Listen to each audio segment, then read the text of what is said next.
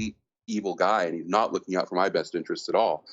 But he can fucking join the club, right? How many Bill Gates are there out there? There's there's a million of them. There's a lot of people who are looking to capitalize on this situation for their own well-being at the expense of the populace. And culling the populace is absolutely on a lot of people's agendas, has been for years. Killing old and infirm people to make the herd stronger, right? We're going to make the herd stronger. These are libertarian ideas all day long. No, that's actually kind of fascist, actually, because that's exactly what survival of the fittest is always going to be there. It's always going to be this sort of gnawing idea at the back of our heads. And you look at the the Walmarts are empty right now. Capitalism collapsed at the moments, at the slightest pushback. Capitalism collapses at our feet. So we do not live in a stable universe. This is not a secure time to live. We are facing immense amounts of change, and that change will continue to occur. And we will continue to either be prepared for change or not be prepared for change. But I think holding the bad actors accountable, we don't live in that environment anymore. It's too late for that. Yeah, I agree. The companies have been hollowing themselves out. It's kind of like the Roman Empire, where they lost their technological edge. We used to be number one, and now we're number 6, and that's amazing since we hardly do any manufacturing here anymore. They really just don't understand that the way innovation occurs is through manufacturing first, and so we're a hollowed out country, and anything could take us down. Any one of those 6 things that are happening right now, any one of them could take us down, and we get all this. Did he go? Oh yeah, well I had some noise coming out I didn't want you guys to hear. So, and there's people on the chat. So. Oh, let me go take a peek there. Boom. Yes, we actually do have. Hey. Very happy. Yeah, buy a fishing rod. Good idea. Can't hurt. That's what I'm going to be doing. Going up and, well, if there's still ice, I'll have to go eeling. Ugh. But, still. Just need a chainsaw to cut a hole in the ice. Get around. So there's the Government Canada's website there for everyone. Need planning and response. Information that you can trust, at least in the sense, it can't tell you what's going on in your country, but it can say, how do I protect myself? What should the general population wear masks? Normal stuff you might want to know. But, and this video with Joe Rogan there with how serious is the coronavirus infectious disease expert Michael Osterholm explains. A little 15.5-minute little segment there with him going through the explanations of the what to expect. Generally speaking, he's like a forensic detective, basically. He follows diseases around. He's from the University of Minnesota or something. Anyway, yes, well, they're not really eels, Brandon. They're more like, we call them eels, but they're not really eels. They stick at the bottom of the river because it's really, really cold, and then we have to use these very long poles to sort of jab them while they're sleeping and then pull them up. But anyway, I'm saying I don't want to have to eat them. I'd rather eat like trout or something, which is harder to catch with ice all over the place. And I don't exactly want to net up the river and then have to deal with apologizing to the wardens. That's some old school stuff. Anyway, Neil, what are you rambling about, sir? Fishing. I'm talking about the people here on the. That was the weirdest segue I have ever seen you do, and you do some weird segues. Thank you. That was like as sharp as I was like, well, I think I can go almost 180 degrees on this segue. But anyway, it's because basically is buy a fishing rod and escape to somewhere, and just wait it out. That's the idea. But as Sir Fred Hoyle, the late Sir Fred Hoyle, had said, if it is panspermia, it could be related to the stars. And of course, like the alignment with Venus, 45 days after that was the Spanish flu started coming around. I don't know if this has anything to do with what happened, because I don't know the alignments, and don't know when the new moon was. But since, let's see, is it almost a new moon now? It's a waning gibbous? Or, anyway. Yeah, I know it's like it was full like 6 days ago or something, last week.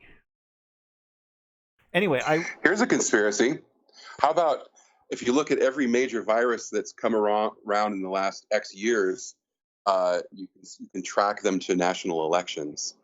That I read a conspiracy theory article that tied every like pandemic outbreak from like SARS to pig flu and all the other stuff. They were all related to some election that was in contest.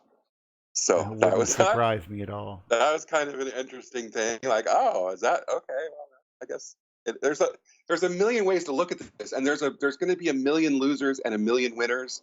And I just hope all you guys are the winners. That's all. And if I die, don't worry. I've had a fine life. You know what I'm saying? It's not a big deal either way. We're going to get through this. The human race is going to survive. It's going to survive with all the assholes and nefarious actors intact, and they're never going to not be with us. So we're going to have to figure out how to function in the context of people who want to see us dead. Wow, I'm suddenly having flashbacks of the Lathe of Heaven. Well, maybe the elections themselves caused the pandemic to be worse because it destroyed the immunity of the people who were getting worried about things.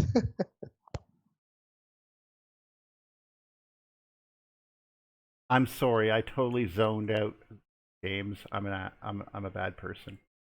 What did you say? No, I mean I just said maybe the effect of the viruses was due to the fact that people were getting depressed about having an election. That's right. That's right. Elections cause pandemics. Oh my God. That's it. That's it. No more elections. No, the viruses are always there. It's just that getting depressed about your election causes you to die more. Democracy kills. Well, some can be controlled. Obviously, anything that happens before a disaster, it's kind of better to, if you are a politician, it's better to capitalize on a disaster than not.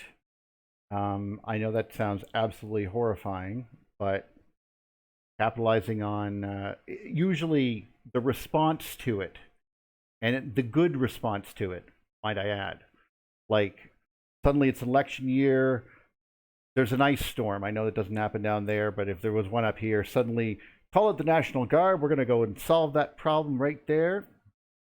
Lickety split. No one's going to have to worry. We're going to help everyone, and they're going to love my ass. That's usually how you don't plan the disaster or anything, but, then here you are always wondering because you hear those weird things because, America's full of the interesting conspiracy and the idea that people would, I don't know, actually do something that nefarious for money. But we have a lot of TV that looks like it would. But then you go back to like literally the 1980s, actually 1980, and there was a movie called Hangar 18. And the conspiracy guys, the whole conspiracy was involving one guy in office and his two henchmen, and he was out trying to kill astronauts and make sure he could win an election. Oh my God, it's the same story. But anyway, it involved aliens. Anyway, this is a great movie, but the point is that now it's like, Men in Black, nefarious this, and, ultra things, but he made it a very clear thing. Look, we got to put this under wraps for just 2 weeks until the election's over, because these guys are going on about aliens, and it's going to make the president look bad. That was it. That was That was all he was trying to do, and in so doing, he was like conspiring to get these people, get a person a job, so they wouldn't be there when they went looking for him. You know, he got a job. I don't know. I don't even remember applying, but now I'm working in New York. I'm off and taking a bus. See ya. You know, so they go to investigate, and he's gone. You know, and so that's like that was. It's kind of, you know, easy, but I think most people don't remember it because it's like you can't play that song "They Dropped the Bomb on Me," you know, because of 9/11. So you can never ever mention that song again. But that video involves flying an airplane into the hangar to destroy it, but it leaves the spaceship untouched, and they were inside the spaceship, so they lived. So that's obviously a reason why you don't see it on TV very often. Anyway, I'm back to the Lathe of Heaven. You want to talk about that? What happened to all our fearless leaders? It seems that we lost a couple of them. Which ones? Like in Well, I real don't life, see or Sean or a couple of the others. They had jumped in it for a while, but they're not here.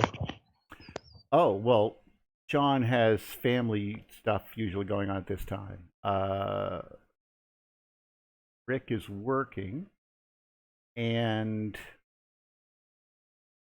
I'm not sure about any other main people. I feel bad now. You're forcing me to mentally remember everybody, and now I'm like, who hasn't been on recently? Who has been on recently? Who applies to this list?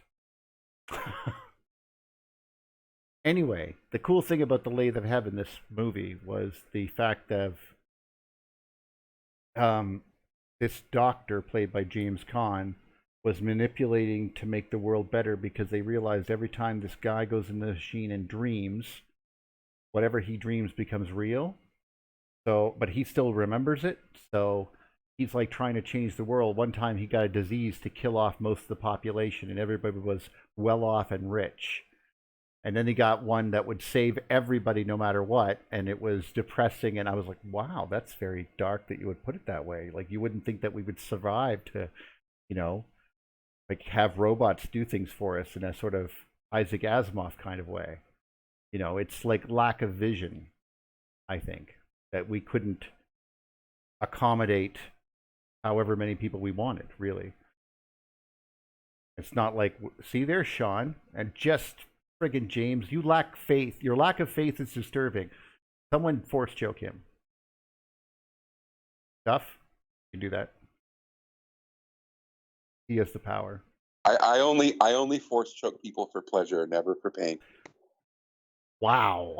Okay. Oh my God, this guy's in it. I totally never watched this movie. I can't believe the full one's on YouTube. That's awesome. I'm not sure who that is, but anyway, it's a good movie if you ever want to watch it. Just thought I'd let you know. So my top picks for Buddy was talking about Netflix, and I pulled up Netflix last night because I was trying to calm down and relax. And breathe in, breathe out. Yep. Yeah, the recommended picks for Duffy were Virus, Outbreak, and the Told you Virus was a good movie. Well, yeah, there were 3 or 4 different like pandemic movies, including the documentary that Buddy referenced. We should all lined up everyone just proudly on my suggested watching list. Skip, so there's no doubt in my mind that and go right to the thing. They're trying to figure out a way to make money off of all this. Oh, That's of course. In fact, but it's probably just the algorithm going, people of your age bracket and general condition and things that you've looked at before have been watching these movies, and the algorithm's going, and you would like these too then, obviously. Damn you, AI. Well, yeah. But anyway, yeah, just go straight to the thing, because that's the best one. I mean, because you have, not only do you have like John Carpenter, but you got how do I not know his name? You know, Ego the Planet, Star-Lord's dad, Kurt Russell. Okay, so Kurt Russell is in it, and of course, for some reason, Wilford Brimley, I think. Anyway, and then there's obviously the whole, if they let this thing get out, then the whole world's screwed type of vibe. Make this viral. Contagion, was it? I don't know which one it was. One of these. I was I talking think about the this thing was Andromeda one of the strain scariest too. movies ever. I know. I love it. It's like my best. It scared the shit. When I was like 12 or 13 when it came out, and it scared me shitless. It was so scary. Well, that was a scary movie. I probably had the same issue with Aliens, I'm sure, because that was about when I was about 13 and things got. I was like, oh my friggin' God. You know, like. Well, Aliens was on another planet, so it was kind of a little bit removed. It was like those guys are there. This is happening to them. But Sure, but there was ripping somebody apart, and his milk went everywhere. That's never not scary. Huh? and the eggs and anyway, keep going. Sorry, I didn't mean to disturb you on your own disturbing trip. Well, no, it's interesting that really the thing is really like the original pandemic movie. It's like, don't let this thing get out because otherwise the world is screwed, kind of an idea. And it really was that on top of these are actual scientists who are serious, who are trying to do things that just happen to fall into. I mean, I could imagine myself much more as one of the crew of that movie than I could of the Alien movies, just because it seemed more like almost they were pedestrian, regular scientist guys. And I don't think I saw The Thing until I was a bit older, though. So it just okay, yeah. The Thing too. Don't talk to me about that. It's a little corny now. It doesn't, I mean, it's definitely a little dated as films go, but at the time it was insane. Of course, Jaws was scary back in the day, right? Now we laugh. You could see the gear on that thing, but I like what they did with the like physical effects in those two movies were extreme, obviously because they didn't have anything else. But I love the way that they totally broke your brain by filming scenes in reverse. And then not letting your brain know they were in reverse. Like The Thing was, if you saw it in forward mode in the dog pen situation, it dropped it. If you filmed it in real, it was going forward, and then it dropped it in to this room like in a bag, and they had a bunch of air hoses that were just flipping around. If you watch it in reverse. But if you watch it in reality, like in the way the film is, it starts with the air hoses at the bottom that are whipping in an unnatural way, and you can't understand why because it's filmed in reverse. And then it rises into the ceiling, and you're like, Jesus Christ, what did I just see? That's combined with the on the other side of the bars are a bunch of guys with shotguns and flamethrowers shooting at it, and you don't know what's going on. Like that's just a piece of movie magic is what that is, in my opinion. You're right. I think in general, people who, things that we have never seen before are inherently terrifying to us. An unknown threat is much more terrifying than a known threat.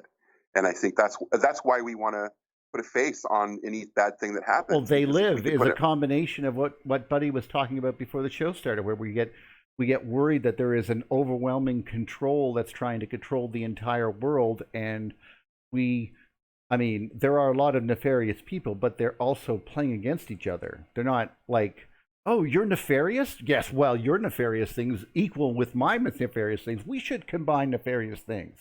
And it probably doesn't happen that way. I mean, besides maybe between the intelligence agencies of NATO or something, maybe. But, you're not going to have, there's going to be some people who see parts of it and try to exploit certain things, and you're going to get that all the time.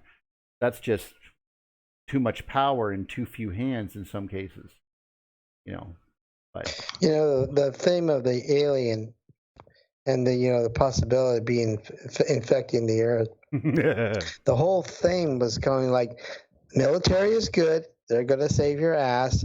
And the mad scientists are doing everything they can to get some DNA samples of this thing to bring it to Earth so that they can get rich or something. I mean, they're just mad That's scientists. Aliens, yes. That was Aliens. I like the thing because it's very pure. He's right. In the purity of it, it's basically, all right, you're seeing all of those things play out, but instead of having something behind it, you have modern day behind it, and people are making their own plans. Like, the guy realized he had to basically, no one would go along with him. He had to sabotage everything. And then by the end, even though everyone hated him and he died or something like that, or whatever happened, I can't even barely remember, they all were like, all right, we're going to have to go along with this plan. We're going to have to destroy the entire camp and die here. That's the only way. you know. And the thing that made it so awesome, like at the end, most people don't get it, as much as I love David Keith, was at the end they sit down with Kurt Russell. He's sitting there, and David Keith shows up. He goes, "I thought you were dead," and he goes, "No, I managed to survive flew clear from one of the explosions." And they sit down, and then he picks David Keith picks up one of the liquor bottles and drinks it. But only then should you remember that they actually took all the liquor out of the liquor bottles and filled them with gasoline. So he just drank a bunch of gasoline and didn't flinch. So that's why Kurt Russell laughs and realized, I'm going to die here. And now, even after this, I still have to kill you. And then it ends. And you're like, crap. But it's, you know. It was a psychological drama. And that's what I think.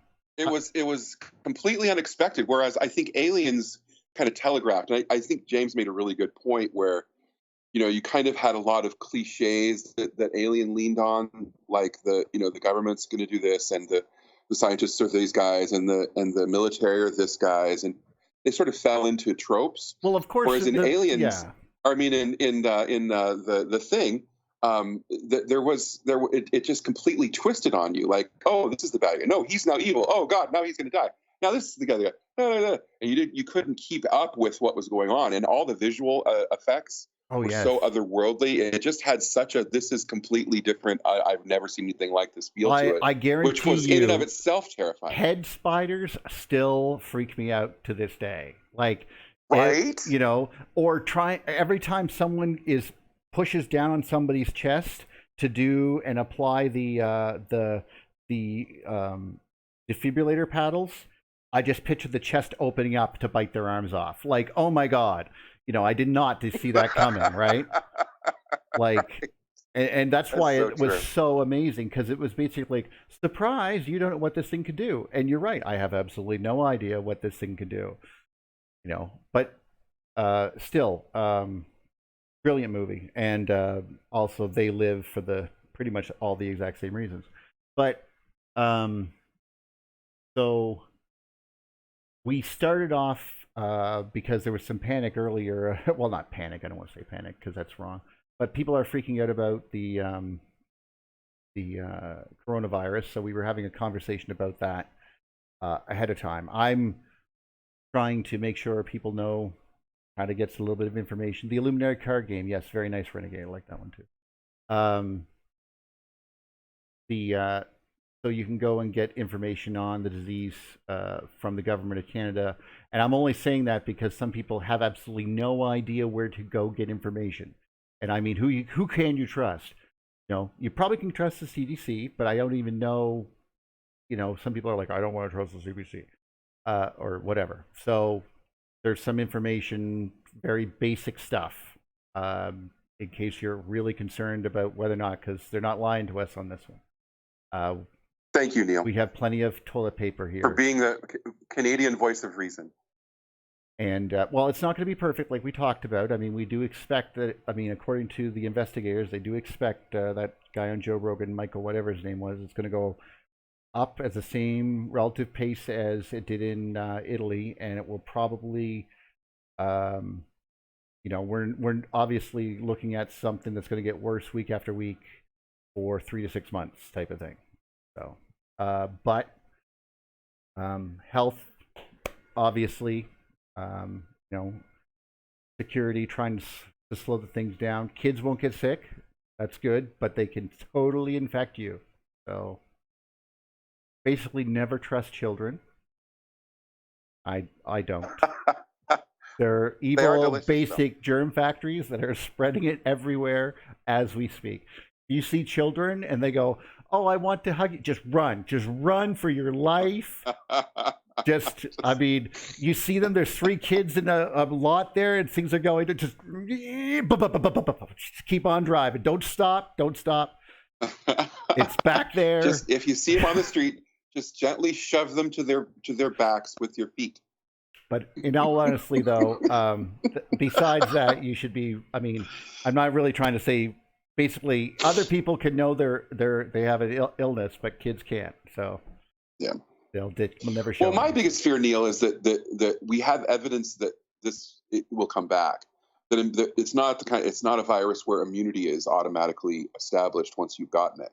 No, So you'll get temporary actual immunity. Anecdotal cases where someone was diagnosed very ill, got better, went home, and got sick again. So that's very, very early on in the life of the disease to know what's really going down. But Tanvir is saying you in the UK and stuff. I mean, it's the flights. There's a lot of crazy shit going down, but I think that we have to make the distinction between the virus that could potentially hurt us or make us sick, and the human reaction which could potentially hurt us or make us sick. They really are separate issues, and depending on what country you live in and depending on how your government's handling these things, really does depend a lot on that's how those things relate. But the virus itself is its own thing, and it is not good for you. It's not just casual. Oh well, let's just go ahead and. It's not like it is serious. Yes, especially if you have health issues. That can be a big and thing. then on top of that, we have the way that our governments and our citizens are reacting to the virus, and that's also very dangerous and could potentially hurt us. So both of those ideas have to be prescient in our minds. We have to protect ourselves from the virus and from people who would monopolize or take advantage of the vulnerability that's going to come about as a result of the virus. My friend was already crying that his stocks are down $20,000, and I said, you should just invest totally into the United States. He's like, why? He goes, buy real low when things are really crappy, and then when the world gets better, your stocks will all go back up. And he was like, I never thought of that. Well, what happens if it goes the other way? I go, the world ending? Then the world ends. The world's over. So what do you care? We're going to be sitting there, me and you, with guns going up and down the river, sticking fish with pikes or something. I don't know. You make an excellent point. In order to know how to take advantage of any given situation life faces you, you have to know the elements of the game and how things could play out one way or another. And I think if we do that, we put ourselves in the best possible positions. And, that's maybe that's being a little bit, I don't know. I don't want to be, taking advantage of a situation. That's not my point. Because I'm certainly, I made the joke about how I'm selling toilet paper on Craigslist. I'm not actually, that's not real. That's not actually didn't happen. I didn't, although, I understand. I understand. Yeah. So, people did panic a little bit here. There was a joke, but there was some toilet paper shortages, but it was, not shortages, sorry, but it was people were like, why are we buying toilet paper? It goes I feel bad about going out and buying toilet paper because people are going to think that I'm panic buying, but I really need toilet paper.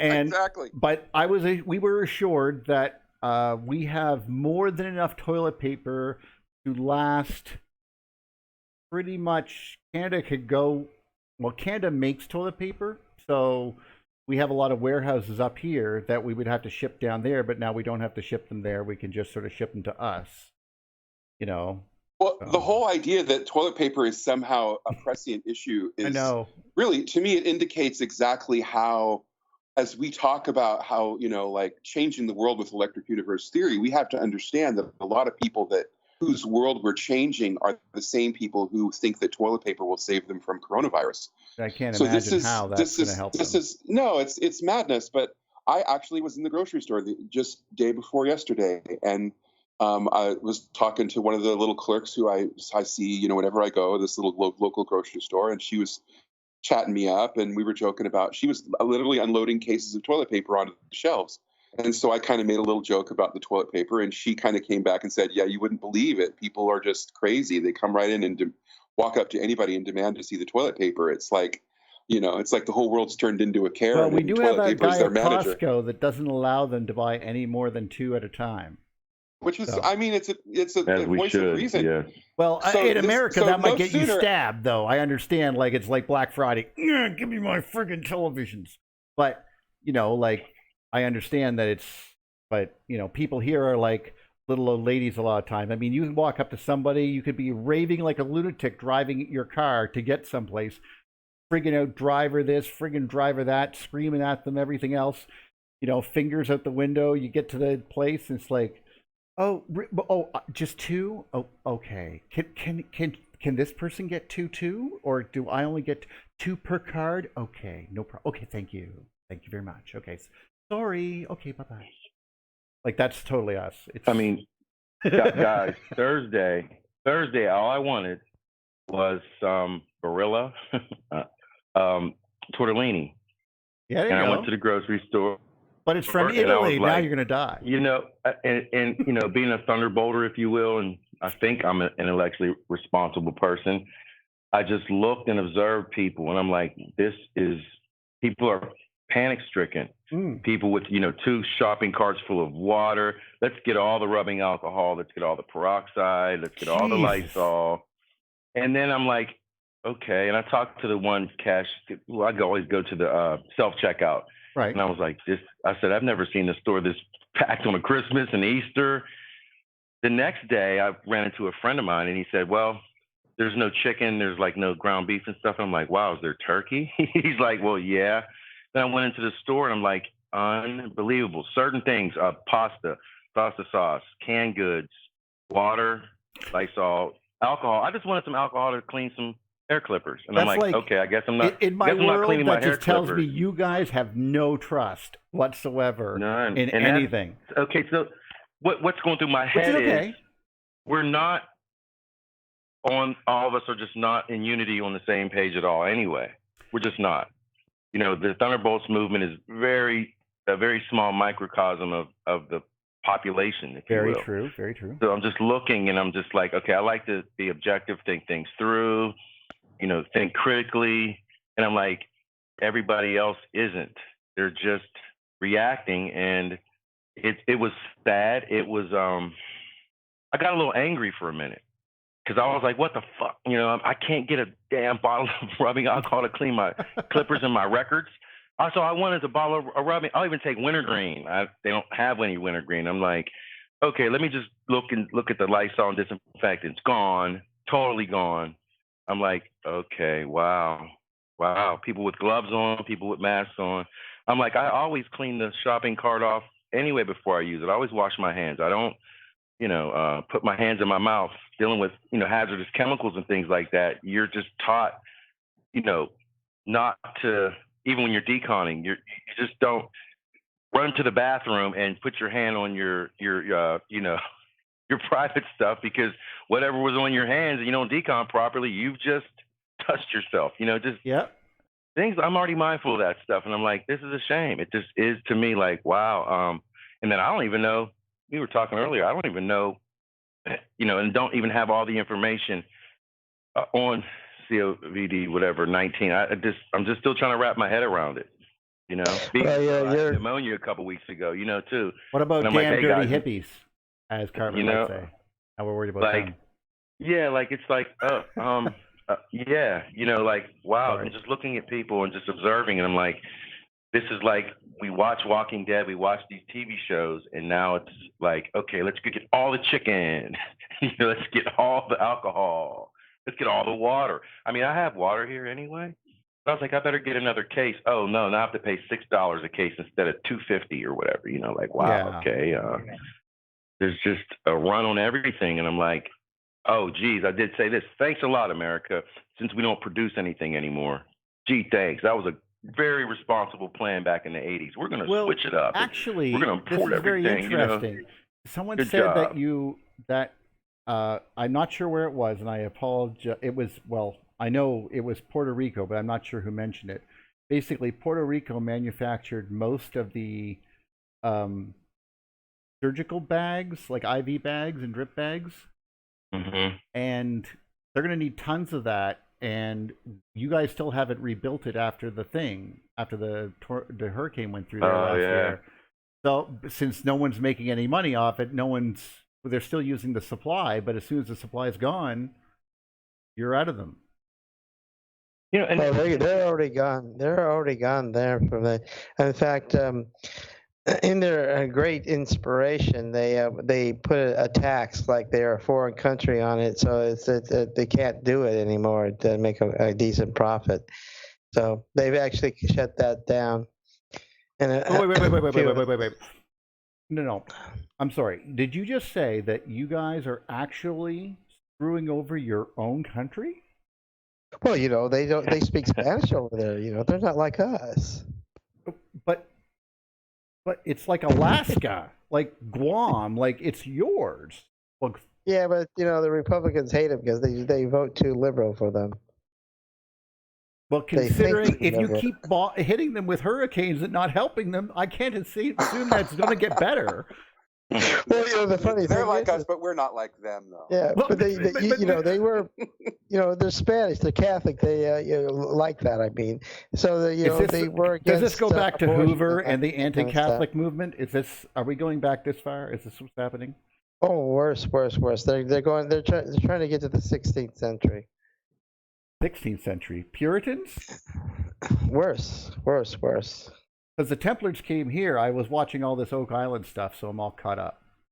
But did you know we can have a tour there if you guys come? If you guys come visit after apparently the world ends from this virus, but after the world is done ending and we're all back to normal, you guys can come visit and we can go to Oak Island because they offer tours and we can go see all the Templar stuff. I don't know what's going to be left of us. Are we going to be either torn apart or we're going to unite back together, or we're going to be torn apart? I'm not quite sure which one. I guarantee you, your world will heal immensely once you guys have no television. Because all that's really happening is you have a bunch of people on one side who want to go, you know what we should do? We should pay a bunch of racists to say racist stuff on television, and this will be good. And since we have no laws that can say that's a bad thing, let's do that. But it's just feeding people stuff that they think that they want to hear because they're scared of other things. I mean, we've all been through this all over the world. Don't get me wrong. But it's just how you handle it without fear. I mean, let's put it this way. We've had to deal with I hate to say that. We had to deal with the wars you're causing. But we're all NATO, right? So I don't want to bitch too much. Yeah.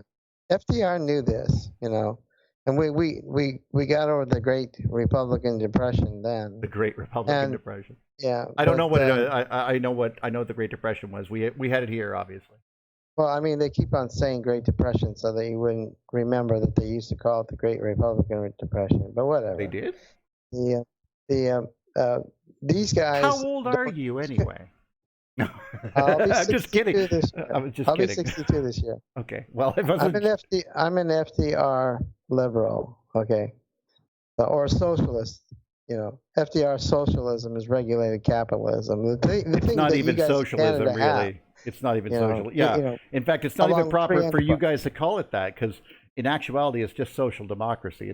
We've always had it. I mean, it's nothing different.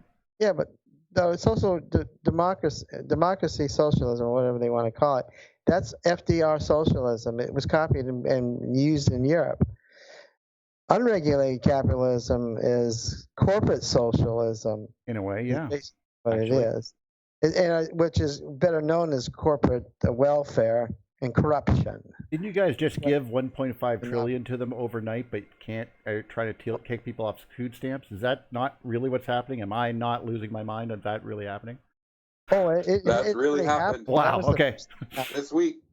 Sorry, it's just weird to me. But aren't you having a virus? Wouldn't that be the first thing you'd go is people are not going to be able to jobs, are going to need food, so help them? Or it just seems that way. It's not the memes that they've been fed, so they think that. These are all thought viruses. Thought viruses. Yeah, we've been attacked, and you guys are being attacked with it. It's very insidious. You're being attacked up in north there with these thought viruses. It does happen. Yes, of course. It creeps. It creeps, and then it ultimately destroys you. We've been noticing an uptick in things that we are not happy that it's still part of our culture, and the thing is that we recognize it as such immediately and go, oh. Yeah, but see, if you don't attack it back and destroy it, and you like any really terrible virus that should be destroyed because it kills, You've literally just described why we went against fascism, pretty much. You start to get yes, you start to get immune to it, and then you start to ignore it. But then there are people behind you who have never experienced what real news is or any of that kind of stuff, and so you're getting sucked. But anyway, I was we weren't trying to go this. too conspiratorial on this. Thanks. We're trying to calm people down. Now look what we've done. Right, exactly. But this is the way the capitalism works. Unregulated capitalism works. Is that when the big oil thing in the Gulf happened, they put this stuff on it to make it disappear, so you couldn't see it. It was there, but you couldn't see it. And then they could pretend that the numbers of gallons of barrels of oil that were coming out of there were less than what they were, because there was a fine for how much every barrel they were going to be fined, so that they didn't care about the health of the people or anything else. They only cared about pretending that the oil that was coming out was less than it was, so that their fine was going to be less. And this is exactly the same thing that's happening right now. We don't have any tests in this country. And then if you can't test them, then you can't know how much numbers there are. And then you can pretend that it's not as bad as it was. I mean, they tried to pretend that it wasn't even happening. And so, and of course, the disease is going to be a lot worse, because the health people are not going to be able to respond properly to this kind of thing. I hope we get over this. And then so the other side of that coin, James, is that they're also pretending that it's worse than it is, which is Buddy's point. So both things are happening at the same time. It's all about manipulating people on a global scale and regionally as well. So this is the truth is being used against us in every way possible. So it isn't a matter of, so there's what's true, and then there's using what's true against you, and then there's using what's not true against you. So it's really important that we be as astute and as cautious and slow to judgment as possible, because there is propaganda coming from every angle. As a democratic socialist, Democrats don't like me. As a democratic socialist, Republicans do not like me.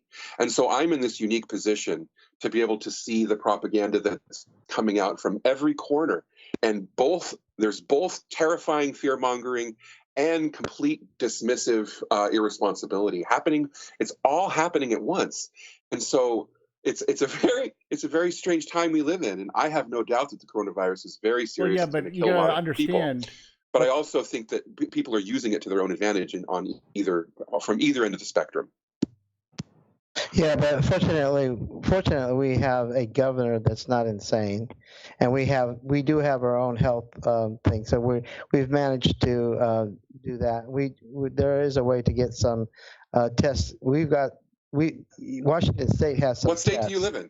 Oh, you Washington State. Yeah, I'm in Oregon, and so our health system is really good too. I thank God. We're better off than the rest of the country is going like that. But the thing of it is that this is kind of an establishment thing. When people are afraid, they do more fundamentalist, conservative candidates. So this is really an attack on Bernie Sanders in a sense. So. Let's not. I wasn't trying to make it political. Obviously, the American political things happen, but just so you know, our conservatives would never kick someone off healthcare. So it would be really rude, like not cool.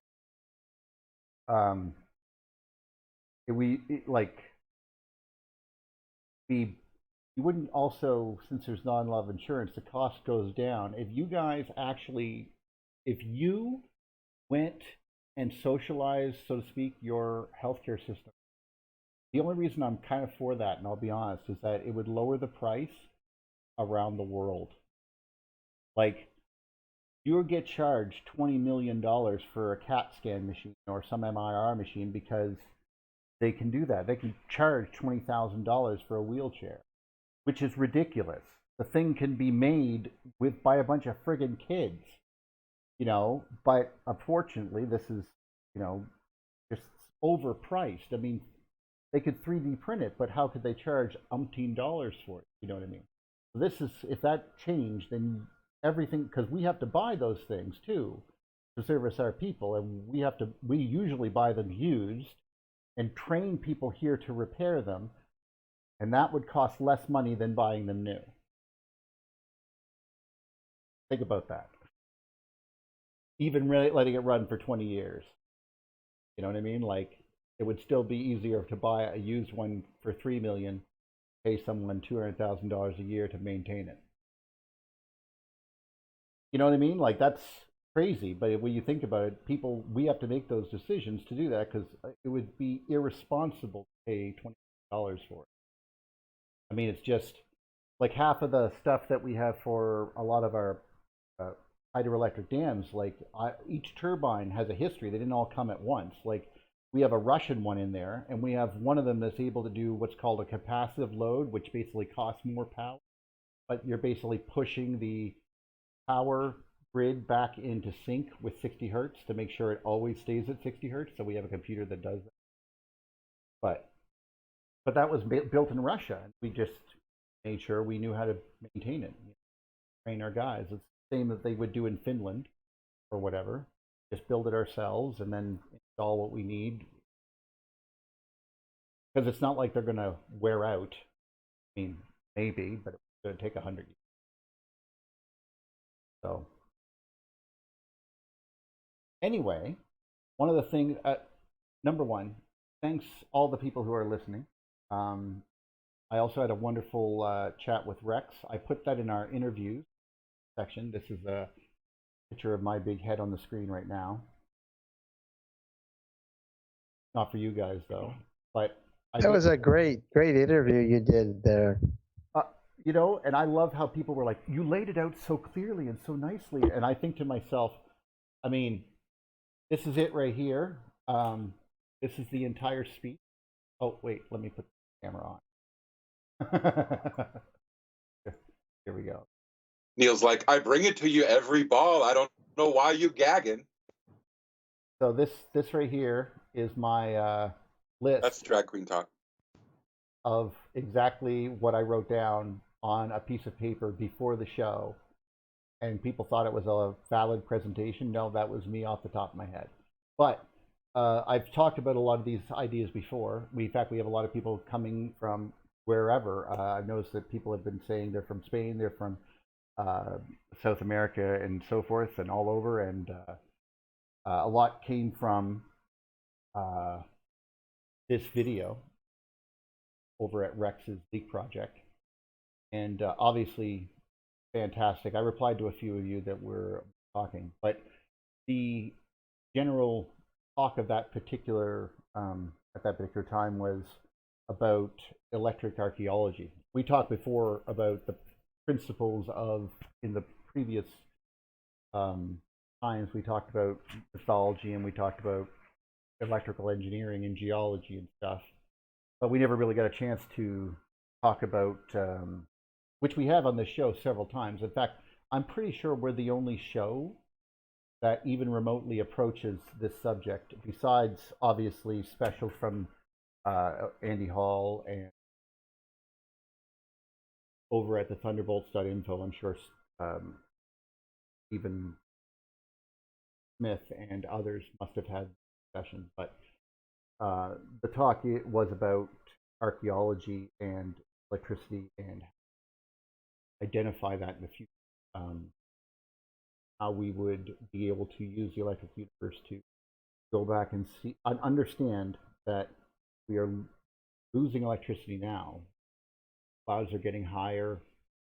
There was a time then that in the past, if this was a leaky capacitor that has been losing charge or was in a different electrical environment, it's possible then you would build differently. And some of the evidence seems to support that. I'll try to have a presentation done or something for the end of this, because there's technically only 8 parts of the top 10 reasons the universe is electric. So we have to kind of make up the last 2. So I'll try to get that for people. Plus, we have on Wednesday, we're going to try to do a Discord chat because people have been saying that the Discord gives better clarity, but sometimes we need to share screen. So we're seeing how we can do that. Now, I can't believe we've been on for 50 minutes and we still haven't even remotely talked about the subject today, which is going to be cosmic jets. So I hope that people brought their thinking caps. I wanted to get that out of there because I don't usually get to go into Rex's chats. That was, I just loved the conversation, which was actually not really a conversation. Apparently he just shut up and let me ramble. What happens with, apparently someone's trying to hit me up on my, so guys, oh, thanks Tess. I just noticed that you said it's good of you. It was a lot of fun, and only because it's something well, number one, hey, it's out there, so if anyone grabs it and imitates it, well, too bad. Aha. I put it on Rex's Leak project first for all eternity. YouTube now the copyright system of the can't argue with that, can you? Well, I don't know about you, but this guy has a video from 2020 on it. Sorry. Was it before you used to have to mail, like, yourself something in the mail, that it would be stamped with post stamp or something?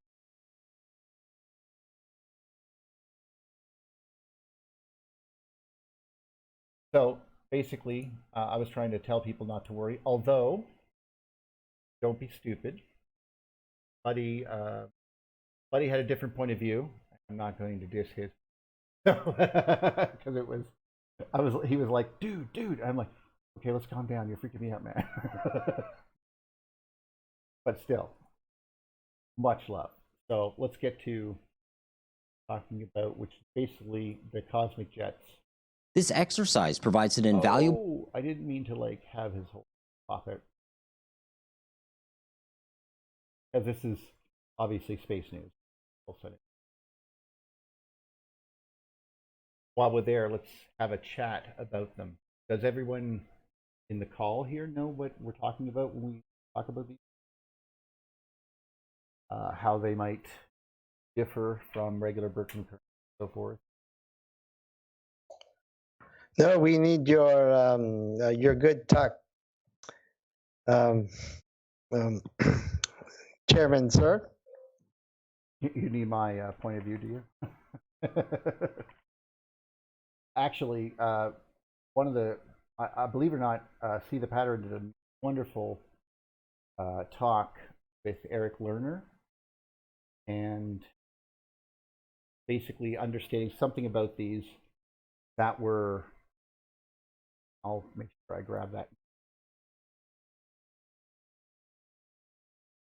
I think you got a chance to talk with Eric Lerner.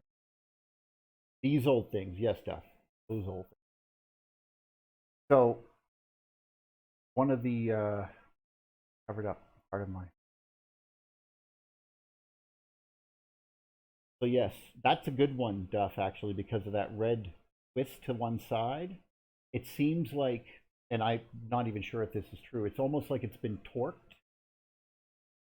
You know, like it was shooting out in one direction and now it's sort of twisted, or it's pointing in a different direction because of the magnetic moment. Or, well, actually, the force moment.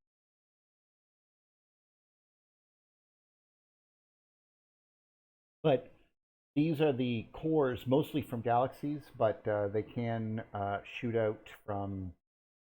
This is where the plasmoids get shot out. And one of the things that we were talking about is the familiarity of the pulses of plasmoids given off by plasma focus devices. Laboratory with Eric Lerner's work.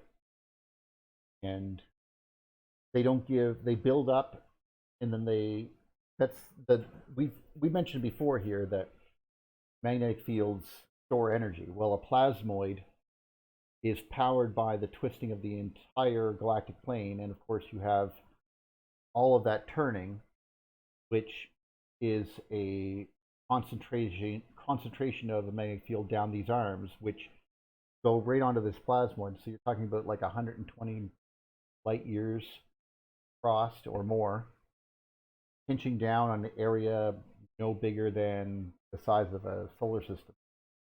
And it builds up an intense, and I mean incredibly intense magnetic point where it will cause, as we've seen, things to swing right around it at almost like at the center of our galaxy. It swings around at almost the speed of light, but we see no lensing. Well, not the speed of light, I think it's 200,000 light. But we've seen jets that are relativistic, that are, some people have said they're going as fast as the speed of light, or faster, which of course is supposed to be impossible. But speed of light's a limit, not speed. Just like the speed of sound is a limit for sound, not for.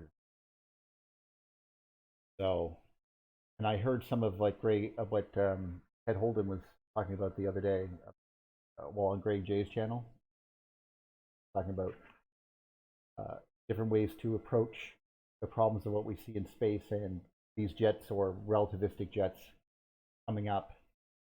It's a very interesting idea.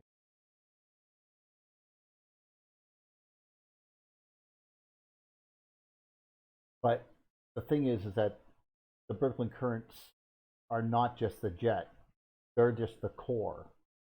The real issue, like the Birkeland current, is the very wide. It's sort of like spread out and then comes in and pinches at the galaxy. But that jet is shooting right out for as much longer than the galaxy is wide. Like if you can see, the galaxy is only a bright dot in this picture over here, and this is coming out that way. Now I don't know if this is a galaxy or probably a galaxy, because that's nebular gas cloud. All those very nebulous. Take that way back. Big question on whether or not galaxies were even local, or were they a collection of. We debated that till like 19. But anyway, this could be shooting out of just the core. The actual current sort of gets bigger because it tries to spread itself out, not be seen, because the magnetic field here is what's pinching down, causing everything to pull into it, not the current, which is up here, which is almost force-free outside of a galaxy. So yes, those old things. And they tend to come out in pulses. That was one of the that we were talking about. Not just the electric currents that are connected between galaxies, like they're describing here, between these are the large and small group, and then Magellanic cloud. And some of these jets, as you can see, have clear like they're being pulled along the center much faster than they're being pulled along anything else. The jets are slowing down along the when they get further away from the center, which of course you would totally expect in a if this was sort of a current, because Ampere's law would require that to be the case. The further you go away using the Bezel function, the more force and more of an angle that the Birkeland current is giving, so it's not able to pull as straight.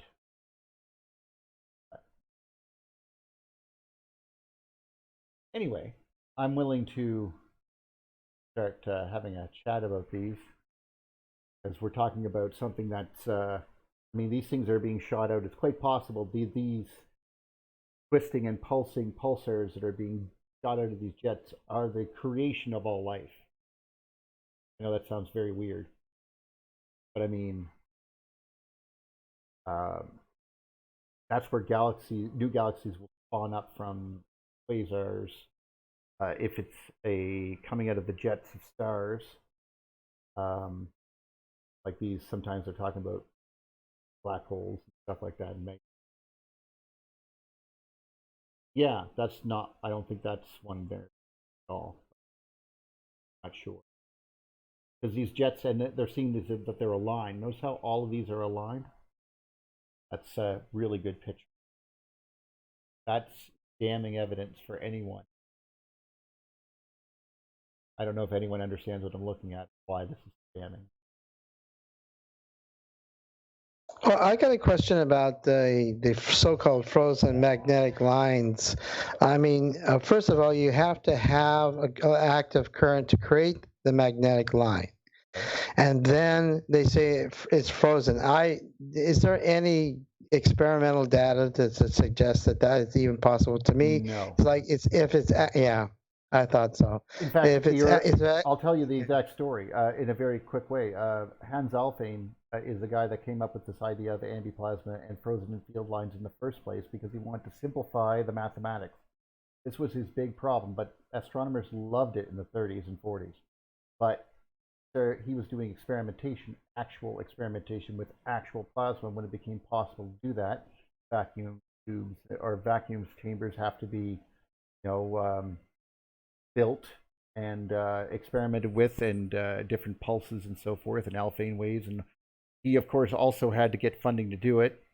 So I think that's what Alfvén waves were for. Like, he wanted to explore this, got the funding, but in actuality, what he was really doing was disproving his earlier work, and his disproving of the work was announced in 1970 when he accepted the Nobel Prize, when he basically said, stop using it, it's wrong. And they never did, basically. Because the issue is, can plasma be superconductive? No, it's not. It just is not superconductive. So if it has a resistance and therefore a reactance, which, of course, an electrical engineer knows intuitively, because does it have a magnetic field? Yes, it has a reactance, period. Does it have a capacitance? It has a reactance, So. I know they've always been brazen, but to actually go against a known electrical law. That's not the first time. Well, I know, but usually there's historical reasoning for it or something like that. But this is just so. I mean, I have no electrical knowledge, and I know that a magnetic line that's being produced by an active current. Once the active current doesn't happen, the magnetic line goes away. That would be accurate for a layman. It's not exactly true in an electrical sense. It has to basically dissipate the power it is containing, and it has to, or the energy it's containing, and it will do that using a curve, depending on, basically, it will reverse the voltage. In fact, that happens all the time with power lines. When you're trying to shut down a power grid, right? And they basically pull the two things apart they open the gaps between the thing to basically shut off the power, and you see these electrical arcs going everywhere. Well, that's because all the motors that are on this line have to take that much power to either spool down or lose all their magnetic fields. And so they all slow down and each time they do so, they basically are forcing electricity back along the line. And so they open the line and dissipate that using giant lightning bolts, basically. So, and we do that in, like, if you want to stop a wind turbine, I know it sounds really weird, but they don't use a brake. It sounds crazy, but there's no brakes on the thing. All they do, because this is made for like the energy source of this thing is made for literally transmitting like 3 million amps, or, well, not that much, but, like 3,000 amps or something like that. It basically can handle a large amount of current.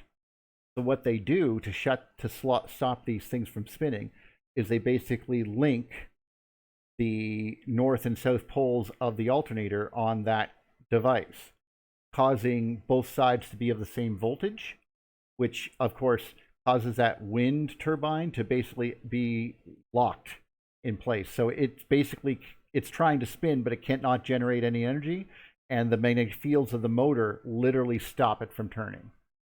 And of course, it sounds crazy, but you would never want to do that like with a car, but because that thing's not made for taking, like, a car basically at most is generating 160 amps for, like, 5 seconds to start your car. But this thing, you can basically deal with 3,000 amps sustained and not break. So that's, how you'd slow them down. I know it sounds crazy, but the circuit is basically locked into a solid ring and it doesn't want to move. Yeah, but their idea is that the cosmos is not filled with charge. It's an environment that doesn't have charge, and then they're trying to say that it won't dissipate. It's frozen. Yes. And that can only, not dissipating basically, and that would require a charged environment, so it wouldn't, or it would that is discharge very slowly. superconductive, actually, is what it caused. It's has to be superconductive, so you could equal that plasma can equal the magnetic field, can equal the voltage, and that's basically, but that's not correct. Once you add in that factor, you must take electrical engineering, because it doesn't work unless you know what you're talking about it from that point, because these things start just like capacitor doesn't discharge linearly, for example. People would think, well, shouldn't it just slow? No. And the power does not discharge linearly either. Like if I said the magnetic field has to dissipate, well, I can calculate that depending on the size of it and how much it is, blah, blah, blah, blah, blah. And then I can say it will widen as it does so. But as I calculate the decay, it will have a thing that's basically over what's called tau, or 5 tau means it's fully dissipated. And you would basically do the calculation. It would go on a logarithmic scale. And you would calculate how long it takes to completely dissipate. It would be, most of it would discharge quickest at the beginning, and it takes longer for the rest to dissipate, if you get my meaning. So the same thing would apply if, for example, they think, oh, well, if I make the atmosphere 5 times closer to the Earth or 10 times closer to the Earth, it's going to be 10 times as powerful. No. That's not, no, it's multiply these numbers together. Your capacitance is increased, multiplied by the voltage, square that number, and divide it by square, and that's the power in there. And as you can see, that starts getting really high really quick when you start crushing down the capacitance, because if you crush down the atmosphere, the capacitance suddenly jumps way up. So, well, that's a good thing, James. Basically, you can see if they're all aligned in this picture, all these jets are completely aligned, then they are all likely caused by an external force. And all of these galaxies are aligned. And we talked about this when we were talking about the giant Birkeland currents feeding into the local group in the last video. And I said that all of these galaxies are being fed into, and well, that's it. That you're seeing how they're all aligned in the same group. And the current is feeding all of these galaxies, but the current is breaking into different pinches along the way and making galaxies. And the jets coming out of them are more or less the close core of these things, but there's more to it than that, because what they're really being generated by is the pinch at the center of the galaxy. And and this is actually going to give you something that can show you what I'm talking about. Even though the currents are going in one direction, the jets themselves are ejected, and you can actually watch them go. This is M87, where they just recently did that filming, and they zoom in on the darn thing, and I'm not going to waste my time with that, but there's the jet, and this last part shows you it moving over the years. I know that's not moving very much, but you can sort of see it all moving in a full animated jet, like it's all connected. So let me see if I can find you a better one. This one's pretty good. Another jet, and as you can imagine, this is also moving as like a landscape, moving together as it's being barfed out.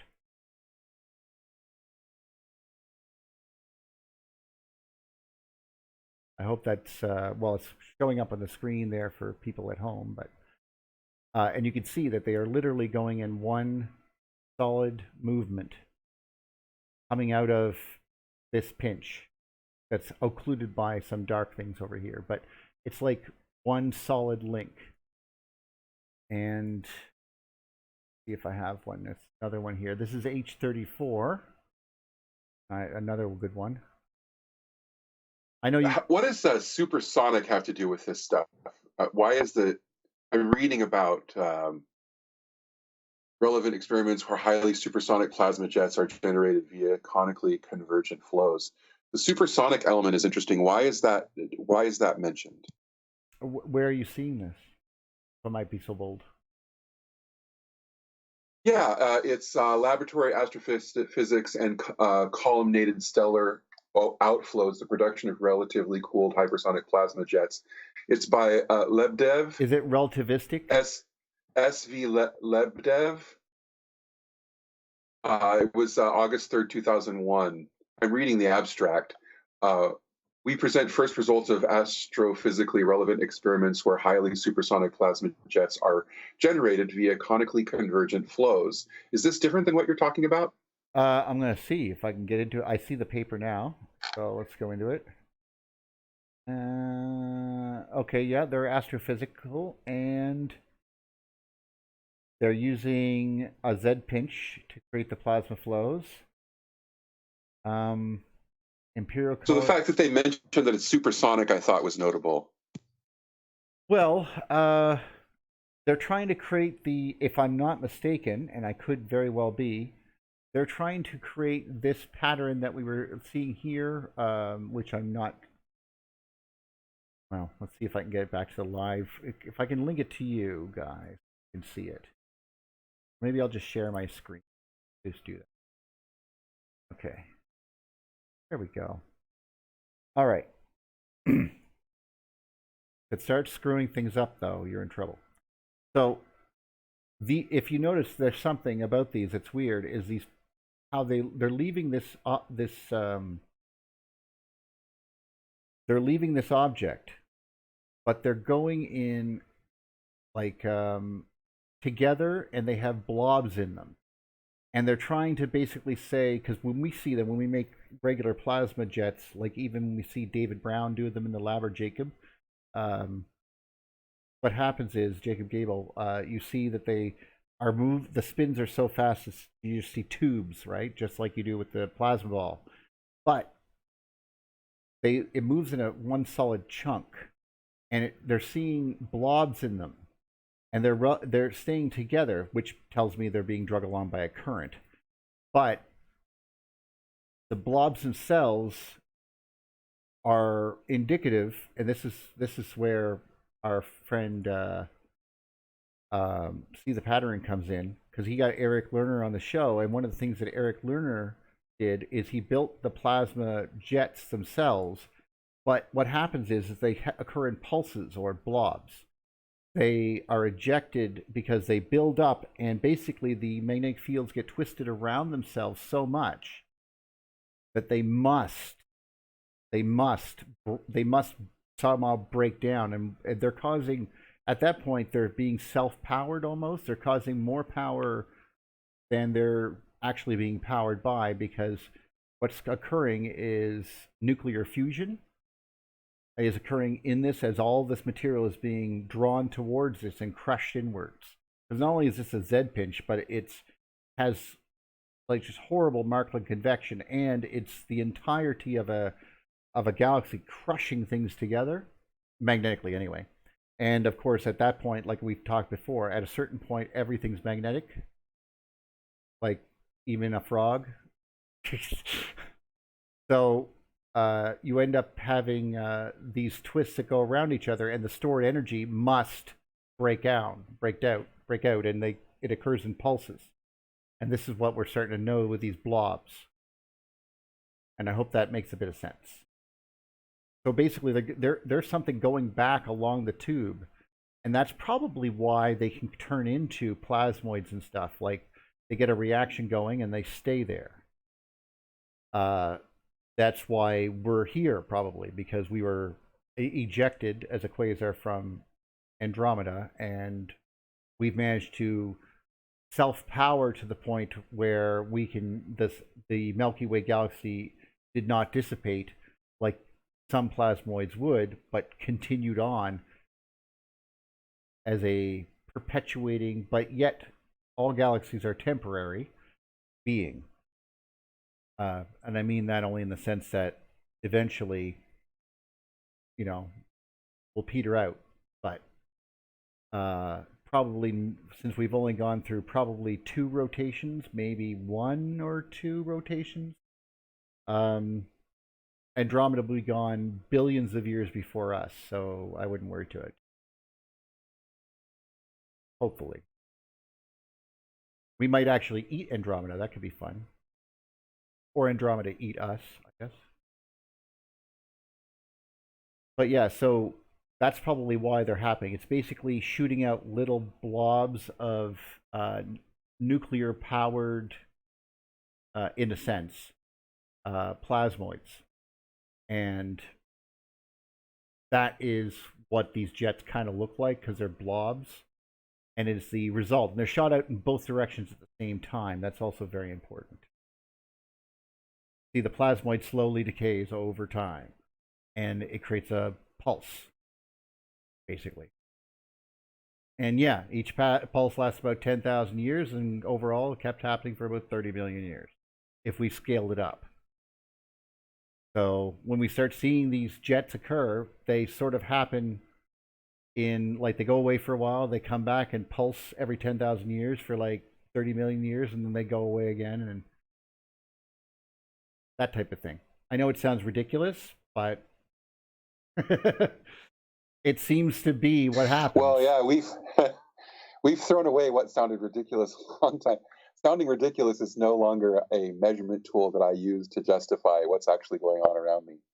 So sometimes the most ridiculous things are what's actually going on. I just thought. Also, by the way, they're leaving. As the jets leave, they're going to expand because they're no longer being constricted by the magnetic field of the galaxy. Just so you know. Go on. Sorry. I just thought it was odd that they use the term supersonic plasma jets as opposed to light speed or any other kind of a. I guess I don't understand the term supersonic. I assume isn't that a Go ahead. Oh, sorry. Well, isn't supersonic a measurement of speed? Isn't that a speed measurement? Isn't that term specifically related to the speed of sound? Well, yes, but what's the speed of sound in space? Yeah, I have no clue. That's why I'm asking you. Now that you've asked a good question. That's one of the problems that they're having is they're trying to create these ripples with a different mechanism. That's basically what I'm understanding from the paper. They're trying to create these ripples using supersonic theory, but that's not what's creating it. So I think they're going to be wrong. Because their problem is that by these things are moving sometimes at 0.2 of the speed of light or something, or sometimes moving faster than the speed of light, like we've talked about. Now, although I might be lying to you, I don't know. But if that's the case, what in God's name is going on? And they seem to be shooting at other galaxies. And as you can see, it will start, that energy gets pulsed into another galaxy, and that galaxy now has to dissipate those energy pulses that are traveling down the wire. So it's sort of like a passed on ripple down the electric chain. But I mean, that makes sense that galaxies can't always. No, it does. That's what they're saying. You're right. I mean, it's not that they're going to be perfect all the time, but I mean, we're at a point that we're trying to guess ripples 10,000 years long, but we're starting to see that, like when we started this whole process, like when we think about it, we never anticipated that any of these things could even move. They're so far away, we would never see them moving fast enough to see them move. And now we're like, yeah, that thing's trucking right along at 0.25 the speed of light. Do you see any lensing? Do you see anything going on there? Is it blue shifted? Go ahead, talk to me. And it makes it certainly brings a lot to the idea that we understand, besides ripples down wires, which they're basically, if we were to talk about it on our own power grids, it would be called triplins or harmonic resonances, and we tend to try to filter them out because those are those weird problems that cause things like the photocopier at work to not work. You're like, why does this thing heat up and then suddenly stops? There's something wrong. It says that it's not getting enough power. Well, it's plugged in. It should be getting enough power, blah, blah, blah, blah, blah. But you don't know that all the motors in your warehouse have changed your power grid from a perfect sine curve to some drastically mangled looking curve, and it doesn't have the correct amount of power to get this, heater running or whatever, for the toner cartridge or something. I know that sounds kind of silly, but those are things that you try to get rid of because that's what happens. It messes up electronic devices, and you don't even know why. Because unless you're sitting there with an oscilloscope on your power meter or on your, the warehouse, you don't know what you're looking at, or you don't know how to fix it. So, and obviously these things are intergalactic phenomenon. They don't know how to fix it at all. There's nothing fixing these. And that's one of the reasons why we have to leave some of these models that we were talking about, the magnetic model that's frozen in. One of the problems is that Don Scott would tell you straight up, if you don't do it with electricity, then you're going to not see the actual issues of, like, you can never have a double layer then. So all of that becomes null and void. It disappears from the consciousness. And you'll never understand why there's lightning on Ceres or the moon. Luminous bridge connecting Markarian 205. So these are just some ideas that I was hoping to convey to the people. We keep on going back and forth against these like supersonic movement of things that are going at light speed. Or like this reminds me of solar wind, and then it always comes back to no definition for energy, mass, or matter. And as long as we are handicapped in that way, we're never really going to be able to understand how all these things work. Oh, wait. I have a solution. This is just intergalactic Morse code that God is transferring along as neurons, right? Sorry, we were talking about it the other day. So. Oh, okay. I'm sorry. The galaxy as a brain was the concept, I believe. Oh, yeah, the neuron thing. Okay. I was kind of curious as to, we're talking about jets. Go down the generations. You have a quasar, and then it spits out stuff, and then it. Can you give us how those things start, and what angle? I know jets come out, but then jets are supposed to be spitting out other stuff, and what angle are they from each other? I mean, I'm trying to get a box sense in my head of what's going on here. Well, it's actually a little bit easier than you're probably making it out. Basically, there is a Birkeland current powering the galaxy, and that's hard to see. We can see some evidence of those with little cups and stuff and rings and halos around galaxies. But we don't really see it's way too diffuse for us to see and not giving off any energy that we can detect. But by and large, by logic, it should be there because it's coming down and going through this galaxy being a load. But as we talk about loads, there's an impromptu plasma focus device at the center of this galaxy, which we call a black hole, but it's not. It's a plasmoid. But every now and then it starts barfing stuff out because it either gets disturbed or, as we talked about, this plasmoid at the center gets charged up. The magnetic field is super twisted to unimaginable degrees, and it must sort of separate and make another one come out of it, sort of like a jet, and it comes out in spurts, and then it begins to spread out as it goes. Now, these plasmoids were also thrown off of planets in the ancient past. That's probably where the ancient Thunderbolt look came from, with that Jupiter was probably shooting at everything, and there were probably little white ones, so they thought they were sperm. The Greeks, crazy Greeks. But obviously not in this sort of polar arrangement that we're getting here with galaxies. These are much more interesting because we don't see the actual power coming from them, but the speed and the relativistic velocities and the breaking the laws of physics that they seem to be doing is, you know, it's one of those factors that is easily answered in the electric paradigm, because these rebuild. I mean, Eric Lerner, who's especially sees next video. I think he actually interviews Eric, but he's basically using this model where we learn that if we charge it up, we got a proton beam and an electron beam shot out both ends of these plasma focuses when you charge them up.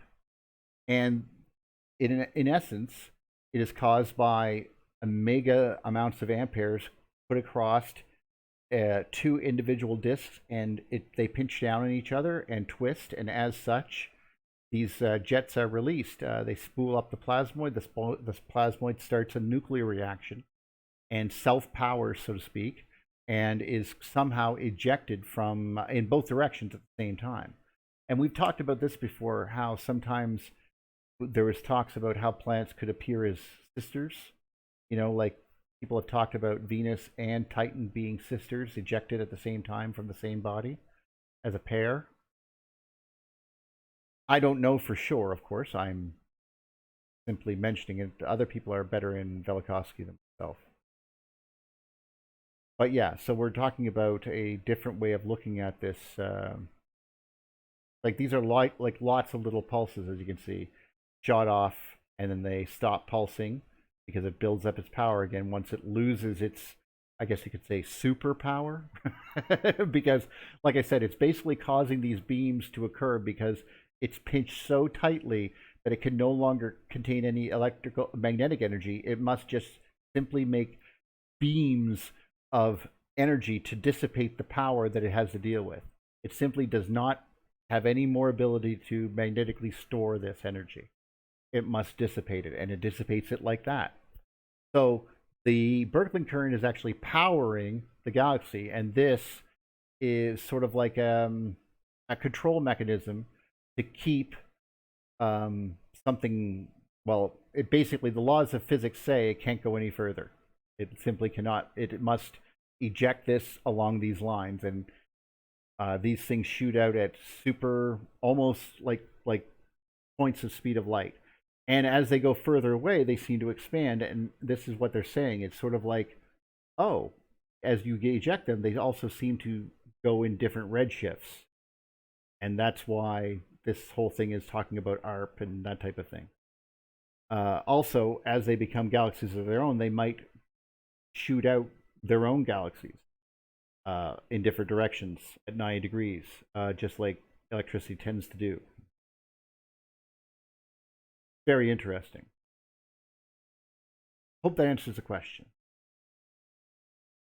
Yeah, I was just trying to get a picture in my head of a Birkeland current spitting out stuff or whatever, and then in the center of the quasar, it spits out other stuff, and they become galaxies, and then in the center of that, it seems to me that if they do it all at 90 degrees, it's the jets come out on one end, and then it creates a galaxy at that plane, and then at 90 degrees, it spits out from its center. So it's kind of like they're aligning with each other, kind of like in a box pattern.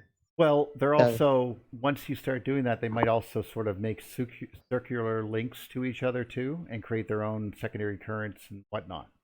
But I don't want to say that I even understand that, because we're literally just at the beginning, you know, at the beginning of this type of thing.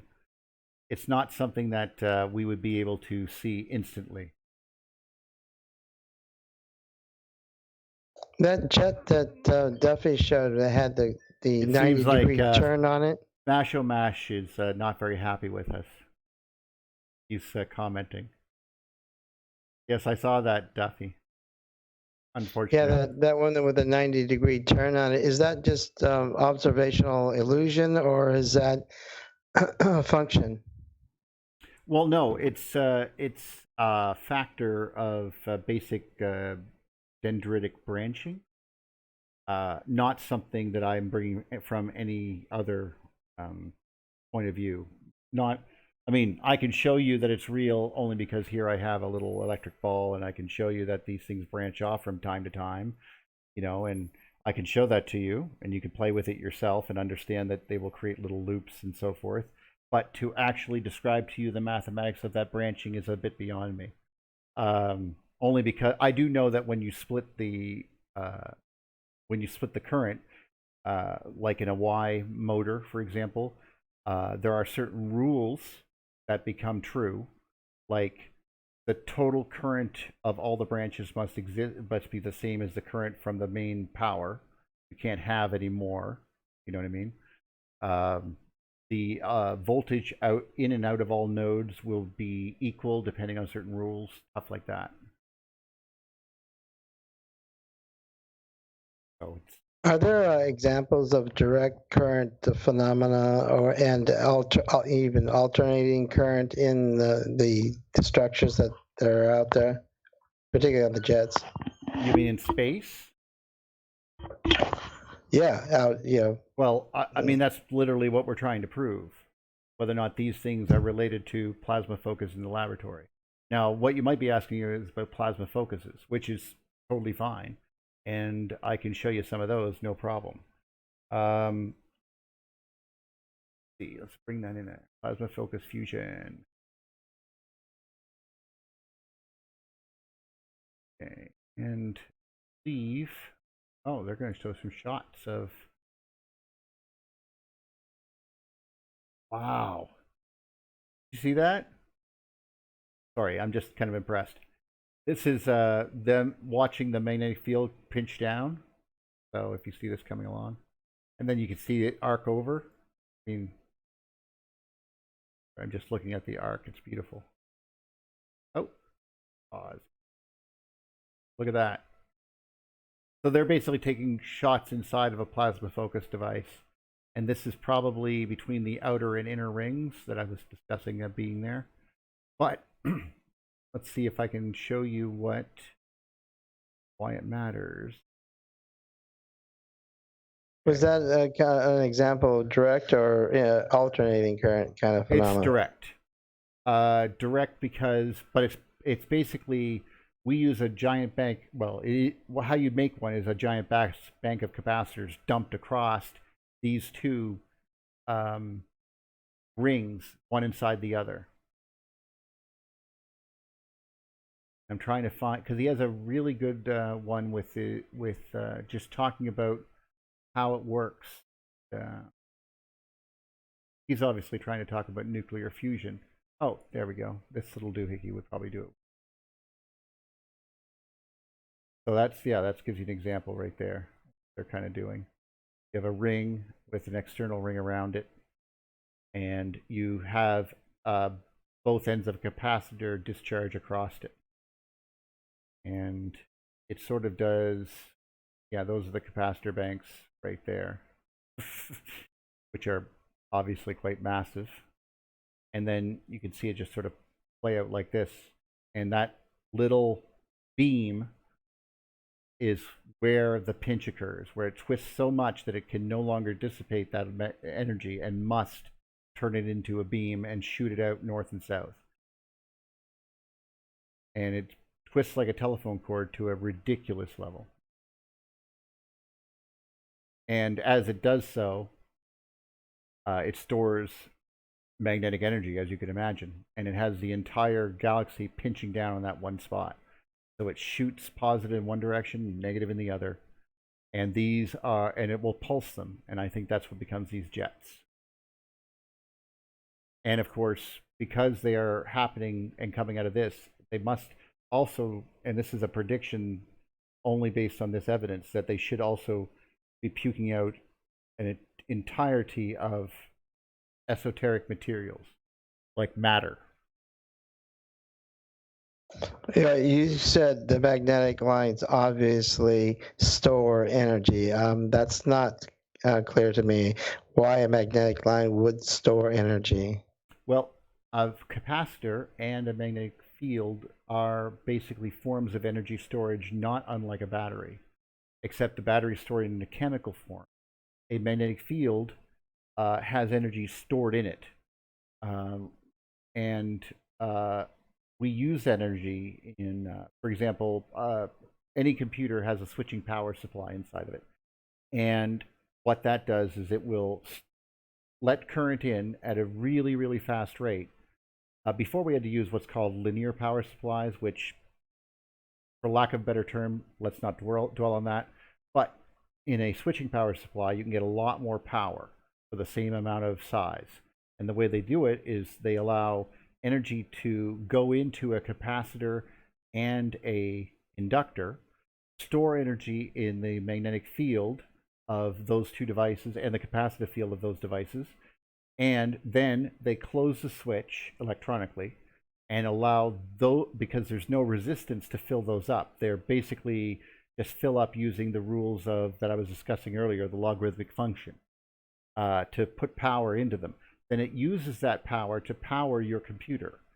The capacitor and the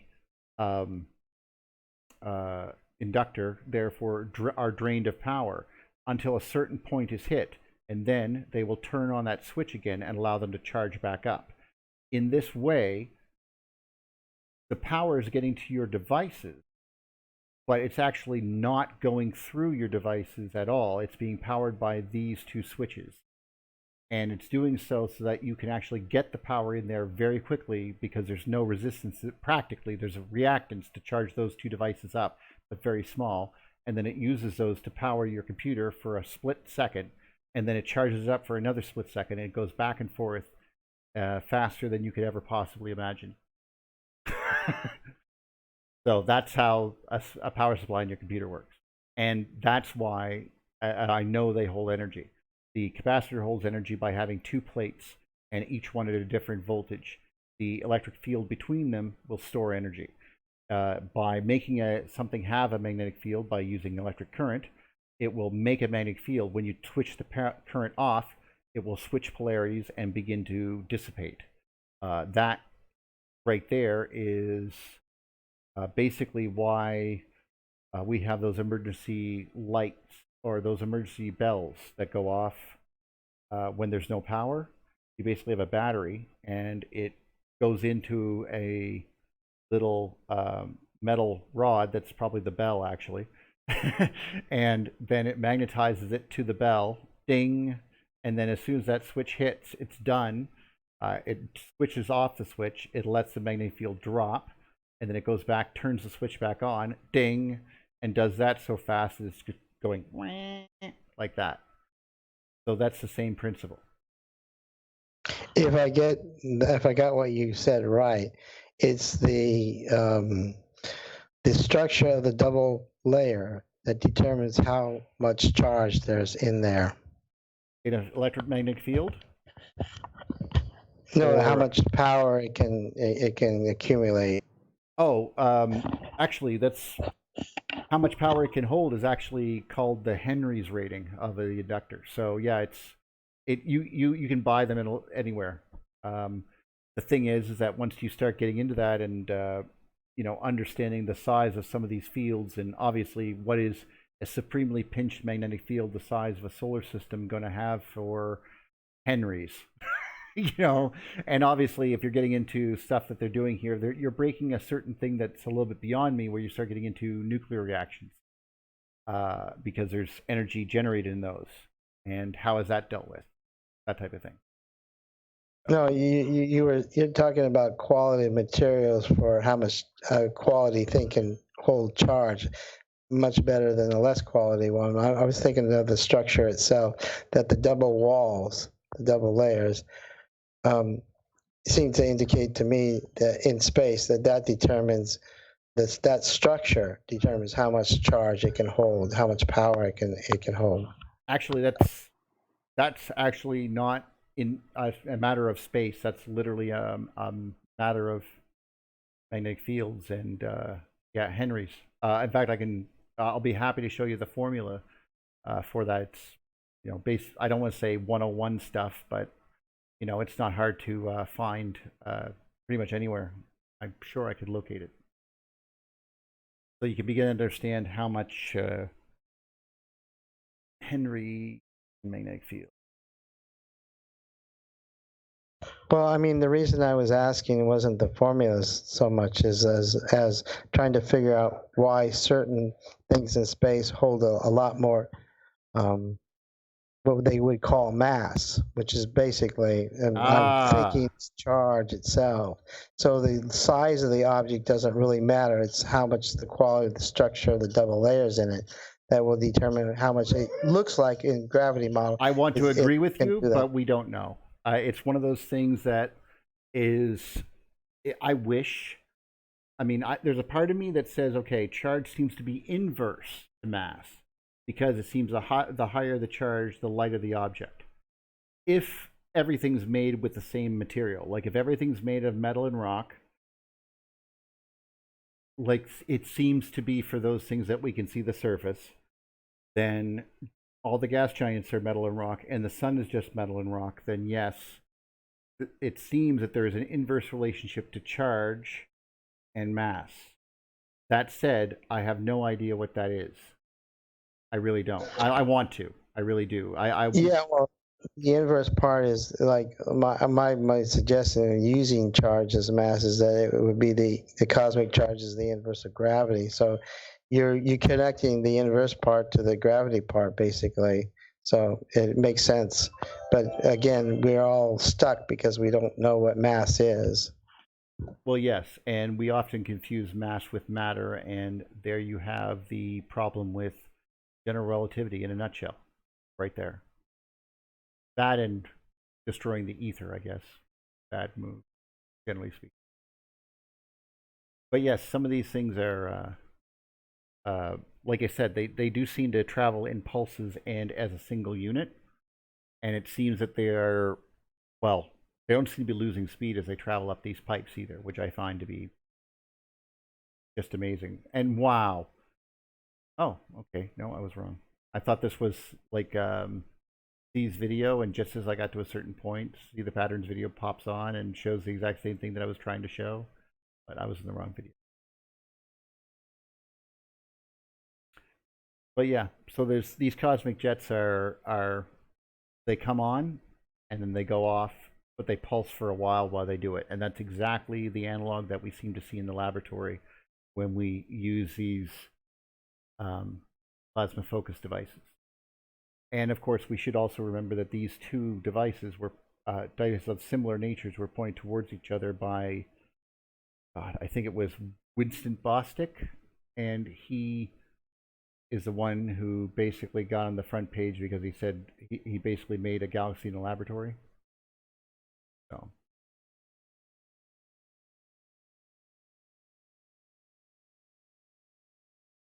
It's a very interesting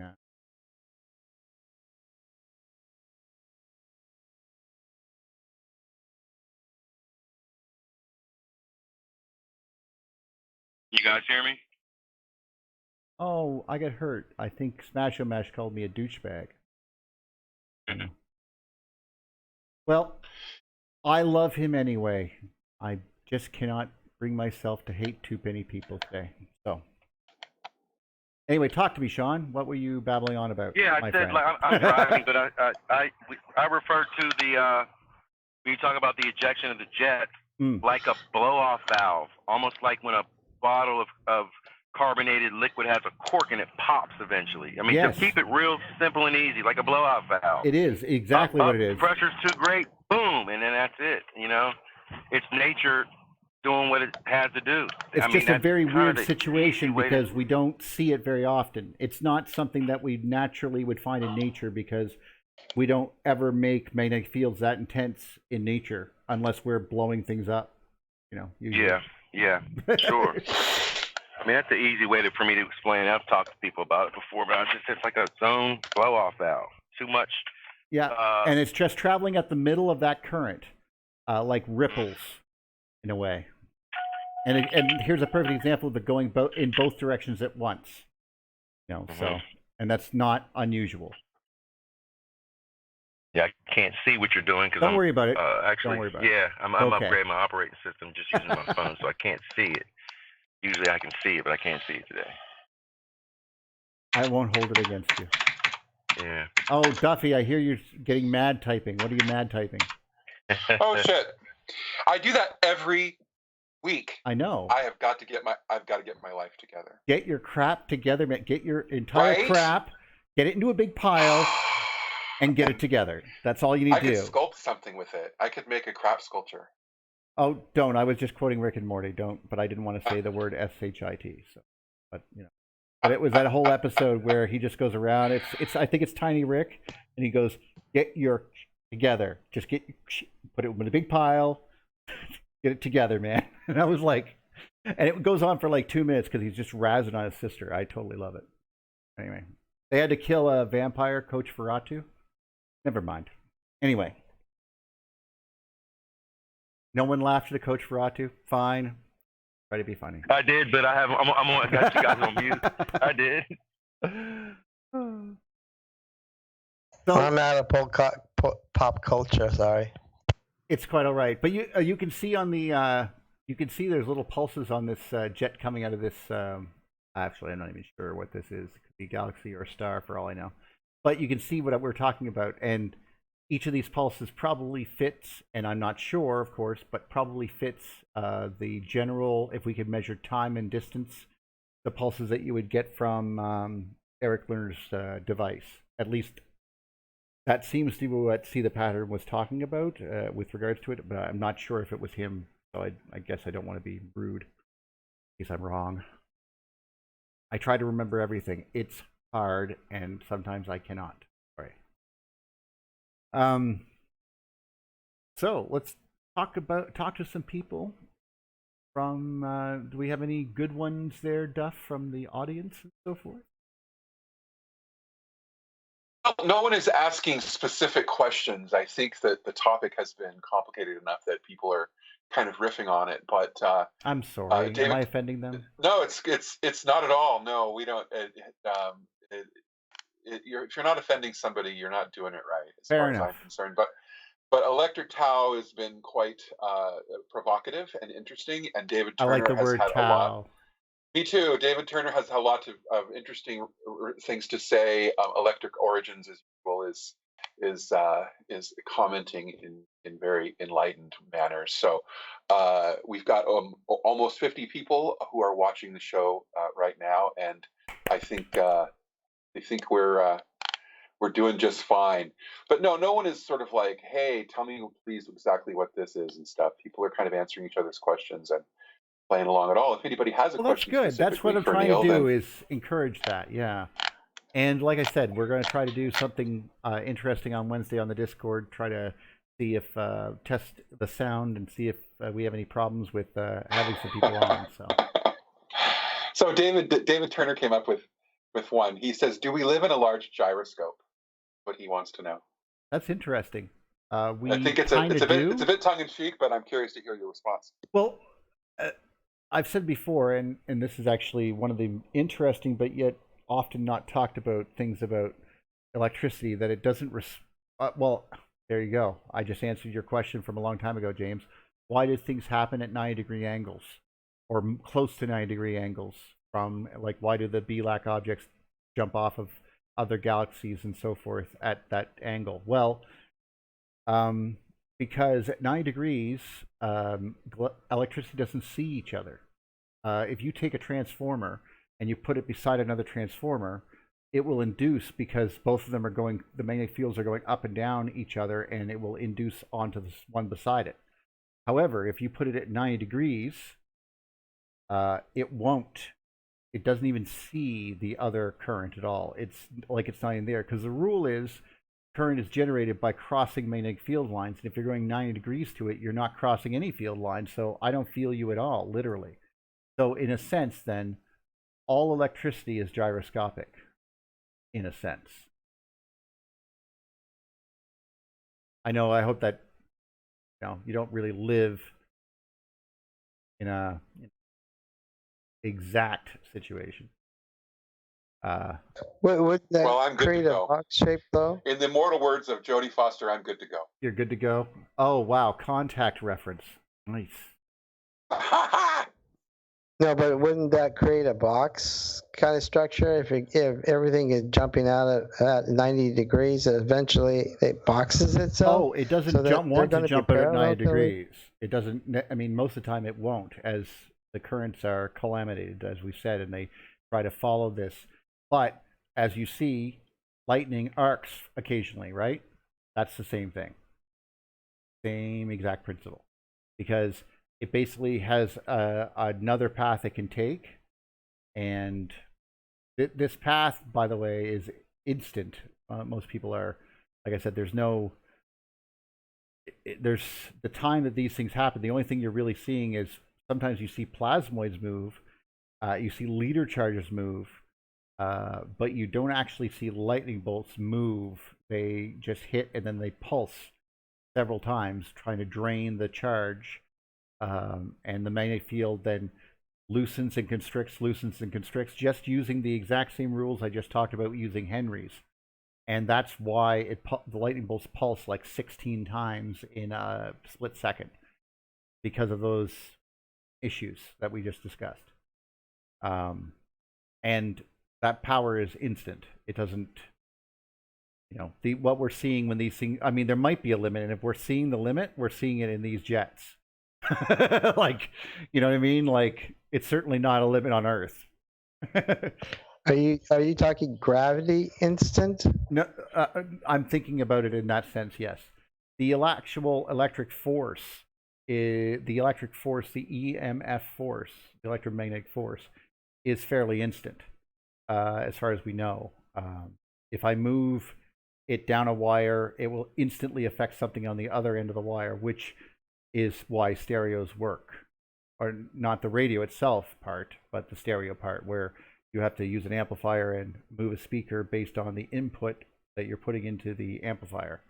And then it amplifies that sound from the magnetic field or whatever it's getting the sound from, and then moves the speaker to imitate that sound. But that happens instantly. There's no like speed of light traveling down that wire to move that speaker.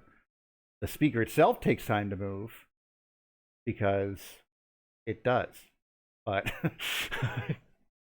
because it will go with that magnetic field before it goes through the inertia is not going to hold it there. Anyone who's used speakers knows. I mean, that's one of the things you try to do, but you know that the field itself that magnet and that speaker is making is moving these pieces of metal faster than your ear could ever hear if it was not moving perfectly.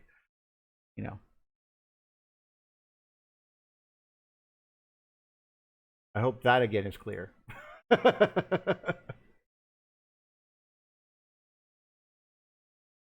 And I see that, thank you, Tess, by the way. And I see that, Duffy, you had to deal with that problem. I'm sorry.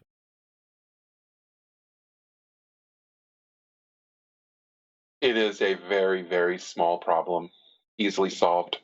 Well, yeah. I was trying to be, not trying to be rude. I always feel guilty and bad. Wow. No, but you're also not trying to invade other people's conferences because you're starved for attention either. So, wow, there are things that I can't say that apparently you will say without just a drop of a hat. Like, hi, burn. Like that was great. Are you sure you don't have the ability to wield lightning bolts and strike people from the skies? Because I have no loyalties, so therefore I am free to speak as an outsider in all things.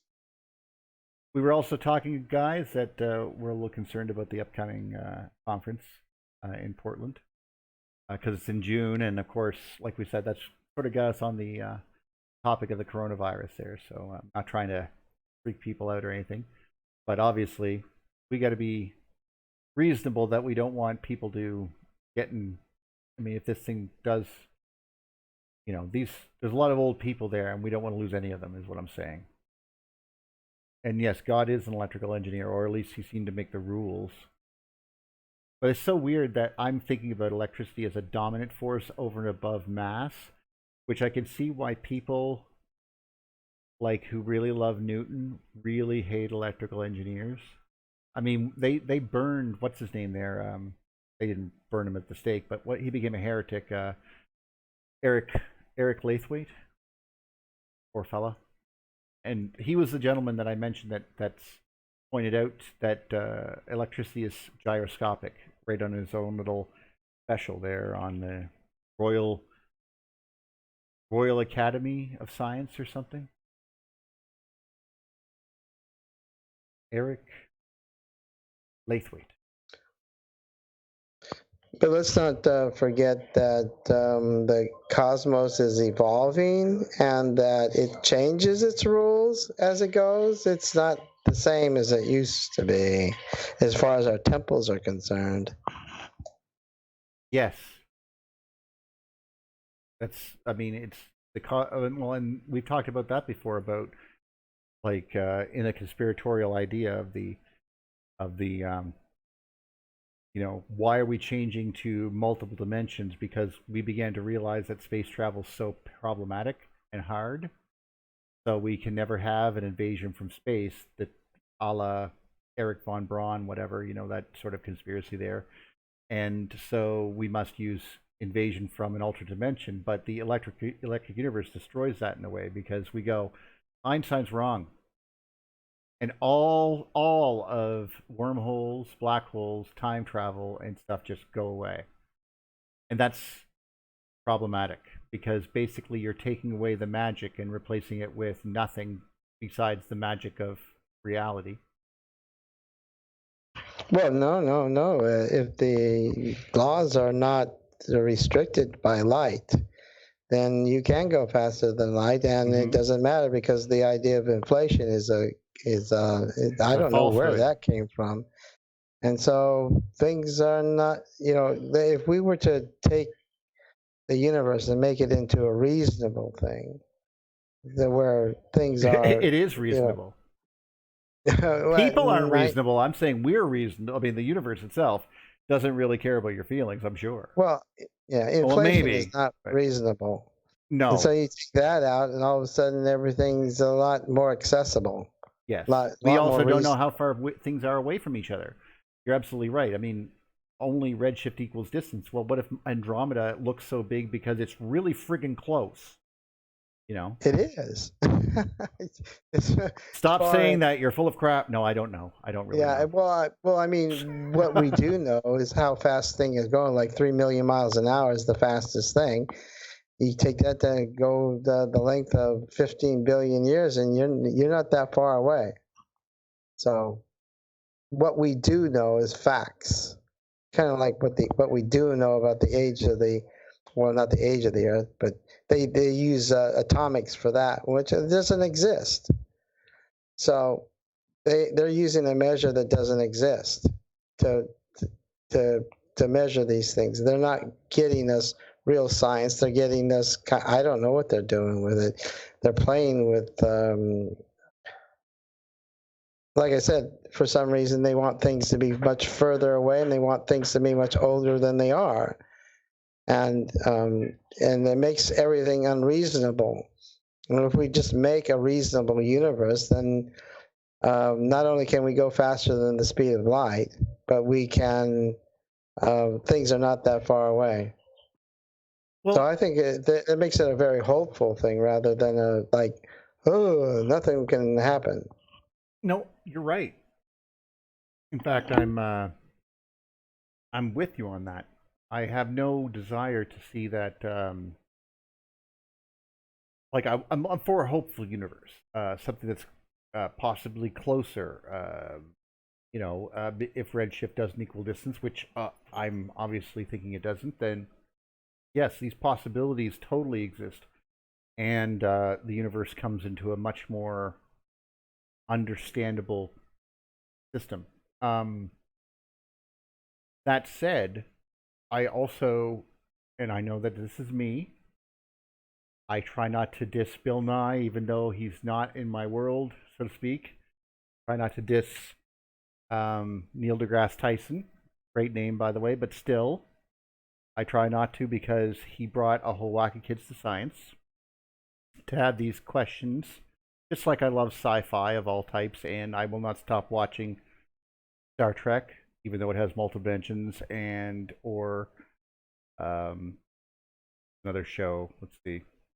I know Babylon 5, Battlestar Galactica, Stargate, wormholes. Well, still, I'm okay with the world I'm making here. However, that said, if it wasn't for people pushing that limit to the absurdity, there's a possibility we would still be sitting there thinking it's only a few thousand years old. So we got to be happy about that. We just began to realize, wait. How old do you think it is? Well, the numbers work out to, how accurate do you think these numbers are? Well, unless you can talk about a way of changing the rate of decay of isotopes, well, we do that all the time in the lab. You do what? Well, yeah, but that requires electricity. There's no electricity in space. What? And already that's immediately becomes questionable. So yes, the ages of geology immediately become questionable, just like the distances between the stars. Well, the quasars and, relativistic speeds and all that kind of stuff. Doppler effect being equal to redshift. It's quite possible that's not the case at all. That it has something to do with these jets spooling up, getting plasmoids. And remember, if you have a plasmoid going through one of these jets, right, and it's in the middle of the pulse, like the big one, right? Like we saw a few of these jets here, and let's see. Some of them were quite bright. I'm going to see if I can find one. Okay, there's one. Okay. So even though you're not going to see it on the screen, guys, but the people at home or people watching will see it. One of these jets, for example, is particularly bright, and another one's particularly bright. So these are plasmoids that are themselves being puked out as jets. Some of them will die out. Some of them might spiral into a galaxy themselves. Now, what happens is all of these together won't make it, but the ones that are beside it will eventually power the one that survives. If you know what I mean, it will feed off its children or feed off its brothers and sisters, because its magnetic field will go up as it absorbs the magnetic fields and powers of the other ones nearby. Quite possible that cannibalistic nature is causes some to survive and some to, and that they're to form into quasars and therefore galaxies. That type of thing. And we're, of course, we don't know for sure, of course, but it seems to occur in the lab. I mean, the energy must be dissipated. It does not go somewhere. Light is coming off of some of them, but others, it's going to dissipate the magnetic field and electric currents in other ways. It doesn't go away. And that's also something that's hard to deal with in an energy deficient universe, because they're like, these jets are being ejected from black holes, which of course were supposed to only suck things in, but now, magic of infinite gravity and dividing by zero, we can just say whatever we want. And that problem persists and becomes what it is today, because, well, now you have black holes throwing something out. How? If it's infinite gravity at the source of this thing. Oh, the poles do it magically because gravity is circular, not polar. So what difference does that make? I mean, it makes a difference if this matter is charged, because then you have polarity. Magnetic fields go in one direction only, type of thing. Well, overall magnetic fields. You can have smaller ones inside of them, of course. They do nest. Anyway, this is the type of thing that I think about when I go to bed at night. You know, as a person, I find it kind of interesting. Someone who looks at history as much as I can, in a very narrow sense. They finally get something that works in physics with Maxwell waves, and then they immediately turn it into something that what they call realness. They wanted to make their numbers real, and therefore they went for the solid model, which made them atoms, which has turned us to the nonsense stuff. In a sense, yes, I think you're right. And we've talked about this before. When you start going in the other direction, the quantum realm, what happens? Where does this go? Are there worlds inside the proton, for example? That type of thing. It's the only thing about quantum that's different is when you go back to what Maxwell waves rather than quantum fields, and you add in, if you were to add in cosmic charge rather than a relativistic electron, you would actually get some stuff that actually is observable. So you actually would come back, and that would give you unity. Cosmic charge, or even the charge of a quantum fields, is a unity thing. It just it's kind of using an atom rather than, or a particle, rather than what is actually out there, which we assume is out there as cosmic charge. Well, I think that that's another thing. The assumptions, we have to be very careful and make sure we state them, because that's what's caused this whole thing in the first place, not stating your assumptions, and we got relativity out of it and all these other problems.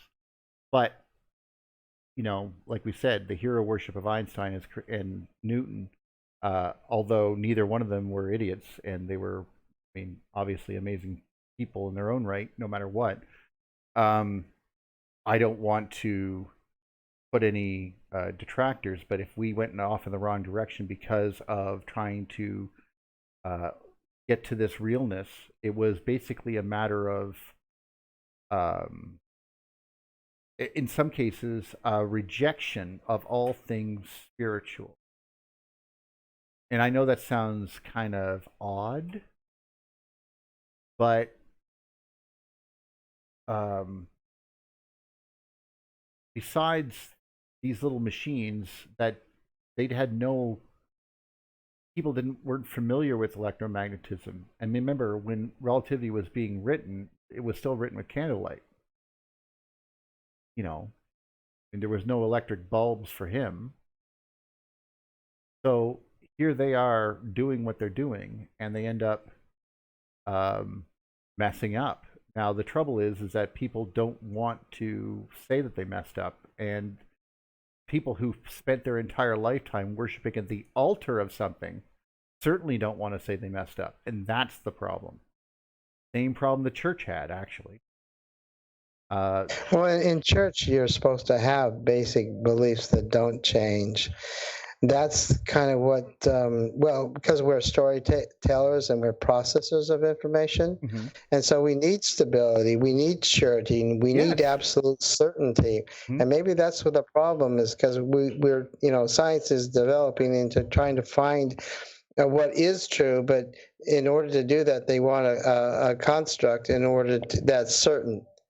And that the desire, the need to tell a story, the desire, the need to process constantly and not stop is they want to find the perfect solution and then just work on that. And they're not open to changing that process. But that is not science, that's belief. That's what I was trying to say. If you have a universe that starts somewhere, then you're wrong. Because I can't know that. Like, we're here debating the here and now and moving outwards and backwards through time in our heads. That's, in my sense, in my world, proper. And what they did, and I think Einstein realized this, was, before his death, that he made a grave mistake. And that mistake was, holy crap, I had removed the ether. I have removed the possibility of a whole whack of things. And remember, Alvane's, almost came in and went, hey, double down. And he was just a young, idealistic person at that time who had a brain the size of a cantaloupe and could go, this is the way it works. And he went in there, and then he became a doctor of whatever, and then he realized his mistake when we started building things with plasma in them. But we should have known shortly thereafter because of vacuum tubes. But that was the only place that you'd really work with that kind of stuff. You know what I mean? Like, this is not familiar territory for a lot of people.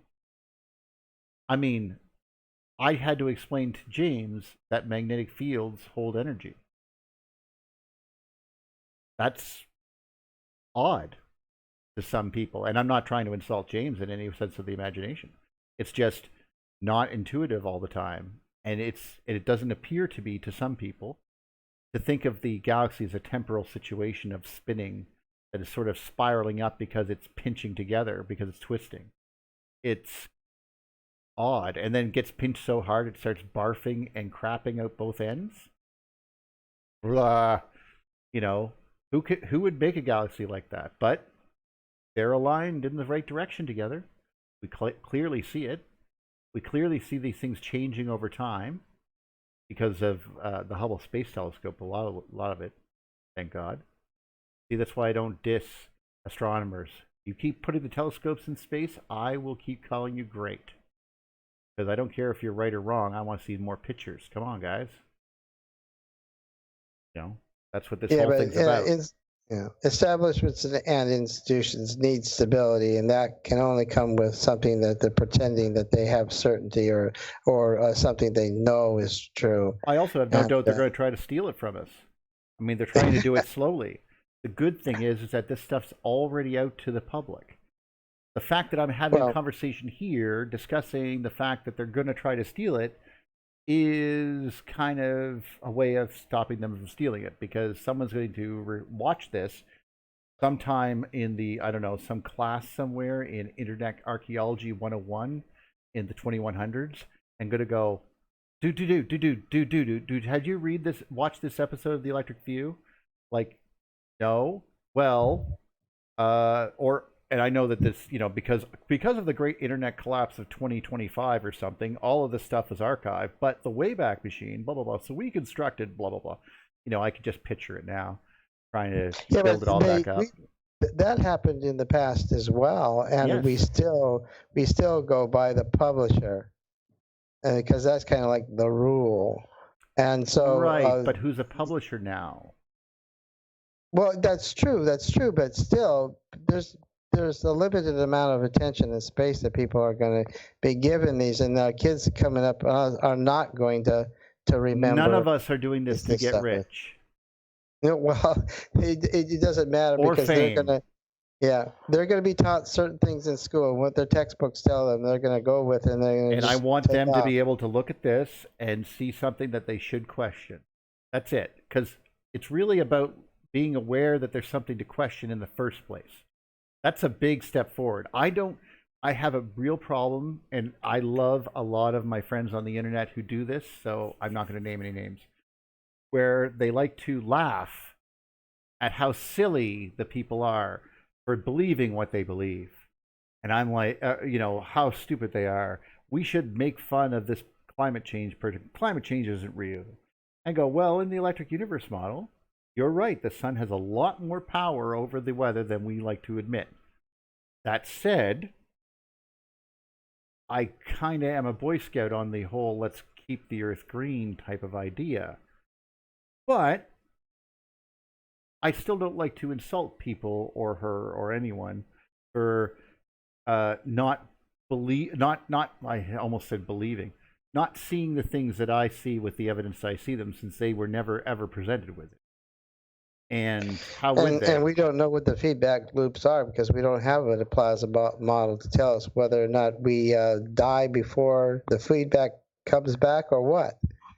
We don't know. The good news is, though, is that certain things that seem completely crazy suddenly become a lot easier to cope with. For example, what happens when you die?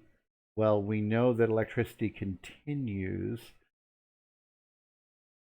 It doesn't ever, no energy is destroyed. I'm not trying to say that something happens, but it's allowed to be investigated again. Just like Sheldrake's work is allowed to be investigated. Let's study ESP. Why? Because we live in the same field and we're vibrating with each other like a bunch of bacteria. We should have a feeling. And the fact is that in bacteria, how did that bacteria over there know that that bacteria over there was somehow wanting it to do something? That type of stuff. And we see that all the time. Well, we over here on Earth seem to do that too, like as people. How did these people over there know that this was so important or whatever? You know, was it just blind luck? Was it just like Buddy was saying earlier, where we're having a conversation about predictive programming? You know, or is it just, hey, we keep writing a lot of stuff and there's so many stories out there, and you know, is it everything just a repeat? Are we all sort of like Cylon, this has all happened before and will all happen again type stuff? You know, it's that type of thing. Very, you know, different. Not as easy to understand, but at least you have the mechanism then to begin to explore it, as opposed to, no, I'm not going to even look there. You're wrong. La la la la la. I'm sticking my fingers in the ears. That is not going to help anyone, and that's basically what a lot of, because scientific institutions are not capable of dealing with alternate paradigms. They only have one paradigm, and they will defend that paradigm until they'll just laugh at people if they can. And that's why I don't kind of want to join that group and laugh at other people. You know, I mean, you cannot tell from standing on the earth whether or not the earth goes around the sun or the sun goes around the earth. So if someone doesn't know and they're young, don't insult them. I mean, not everyone's going to get the electric universe instantly. You try to lead them to things that they would understand. People who love history, point out some historical facts. People, especially the comet things that Tess is into. I love seeing the way that just recently of drawings and pictures you can't deny. You can go with people who love archaeology. Oh yeah. People who love geology. Oh yeah. People who love electrical engineering stuff, obviously. People who love astrophysics. I mean, there's so many wonderful links. Another one, psychology, is a beautiful one. Poetry and art is another one. I mean, everything is going to have to be rewritten. The entirety of human, not rewritten, that's incorrect, could be examined with new eyes. I think that would be better to say, because I don't like to think, I mean, the overall assumptions will be incorrect of their point of view, but just to admit, how old is the universe? We don't know. When will it end? We don't know. But the good thing about having that statement is we know that we're not going to use chemical rockets to try to get to another star.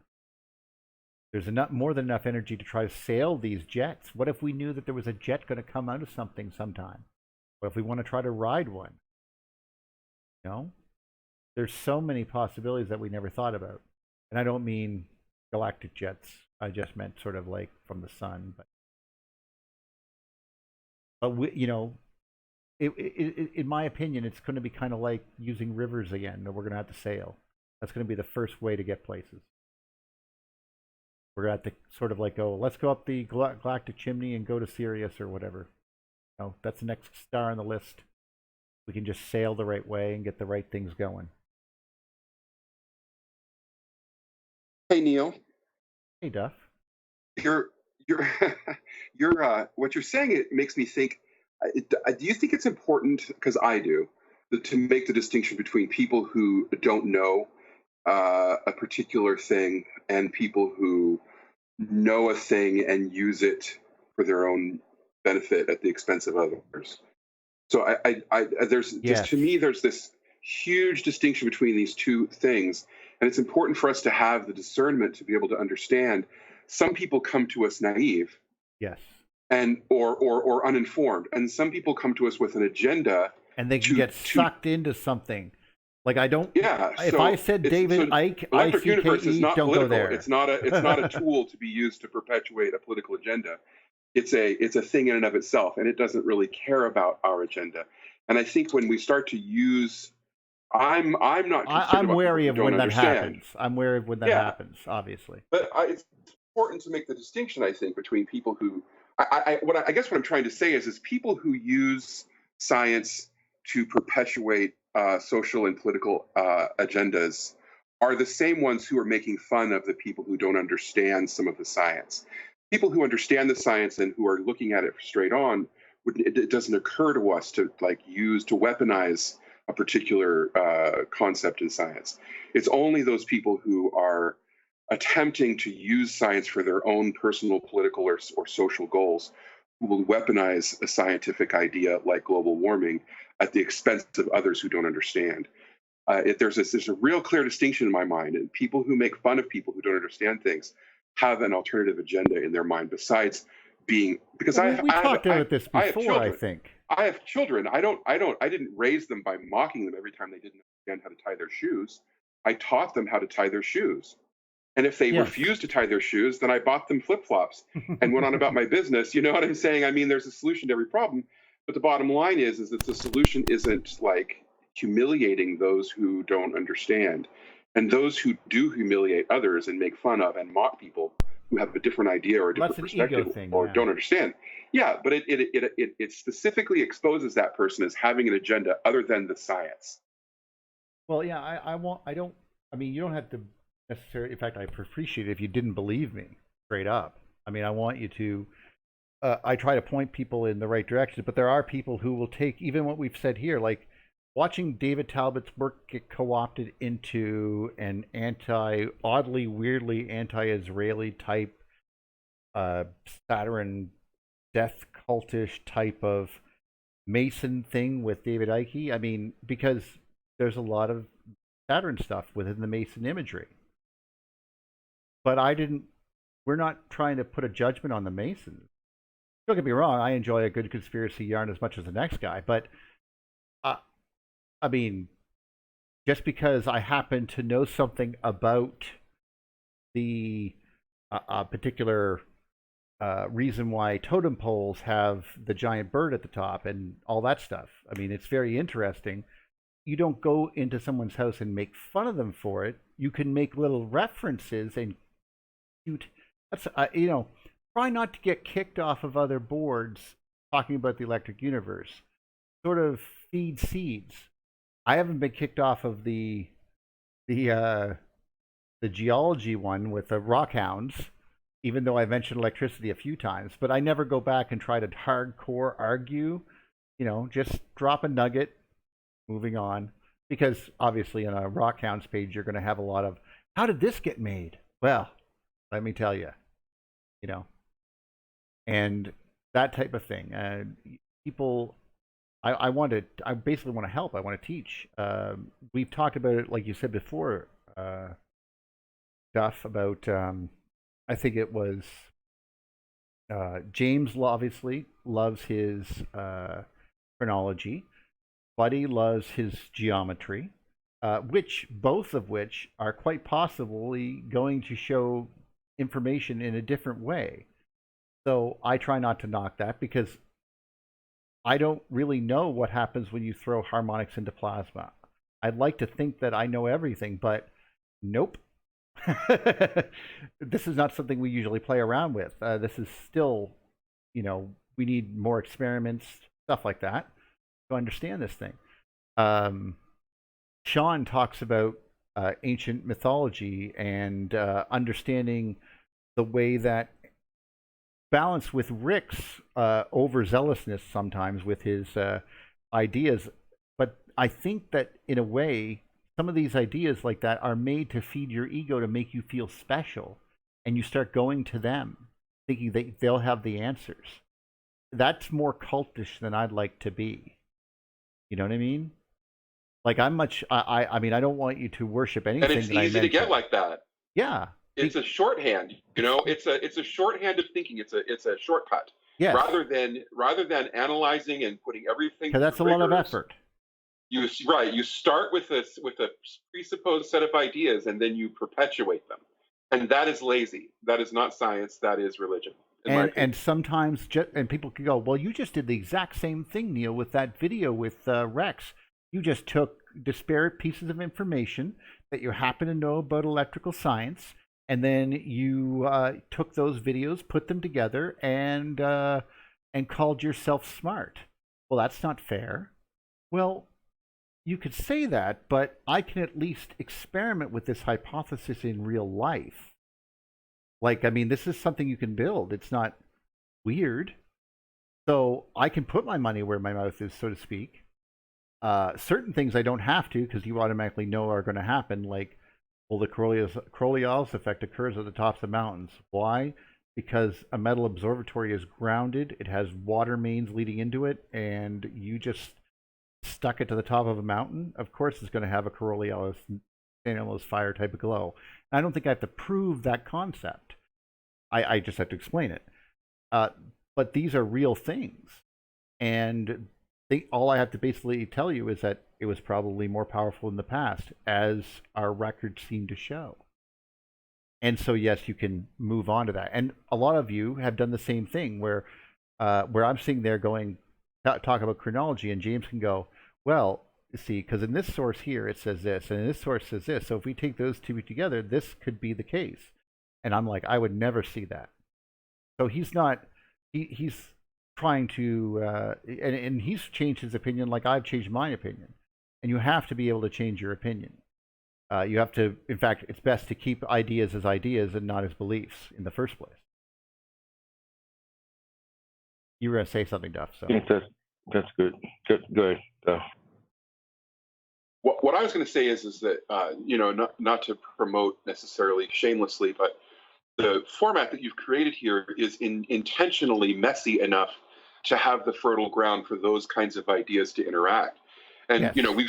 We've certainly had moments where there was a bit of chaos, But the reality is that's where that mashup happens. That's where those syntheses, those crossroads, that intersectionalism is discovered in those moments when someone just blurts out something that is relevant in a way that no one else considered before. And you're right, the team of people that you have speaking are very divergent and come from very different places. And I've often wondered, what the hell am I doing talking to all these brilliant people all the time? Really. And then I realized, I bring this other thing that nobody else seems to have.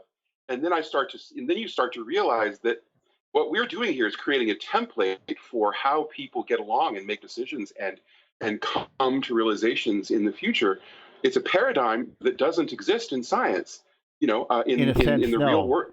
Consensus science usually has leaders who get that way because their ego made them get that way. Like, you don't go through all this become a doctorate of astrophysics because you were just so gentle and nice. I mean, I couldn't survive in that environment without being eaten alive. And so, and you also wouldn't have access to all the different, if you were a professional in a university, your job would be to perpetuate the university, to perpetuate your own career, and to perpetuate your ideas so that you can get funding. That's a very specific set of goals.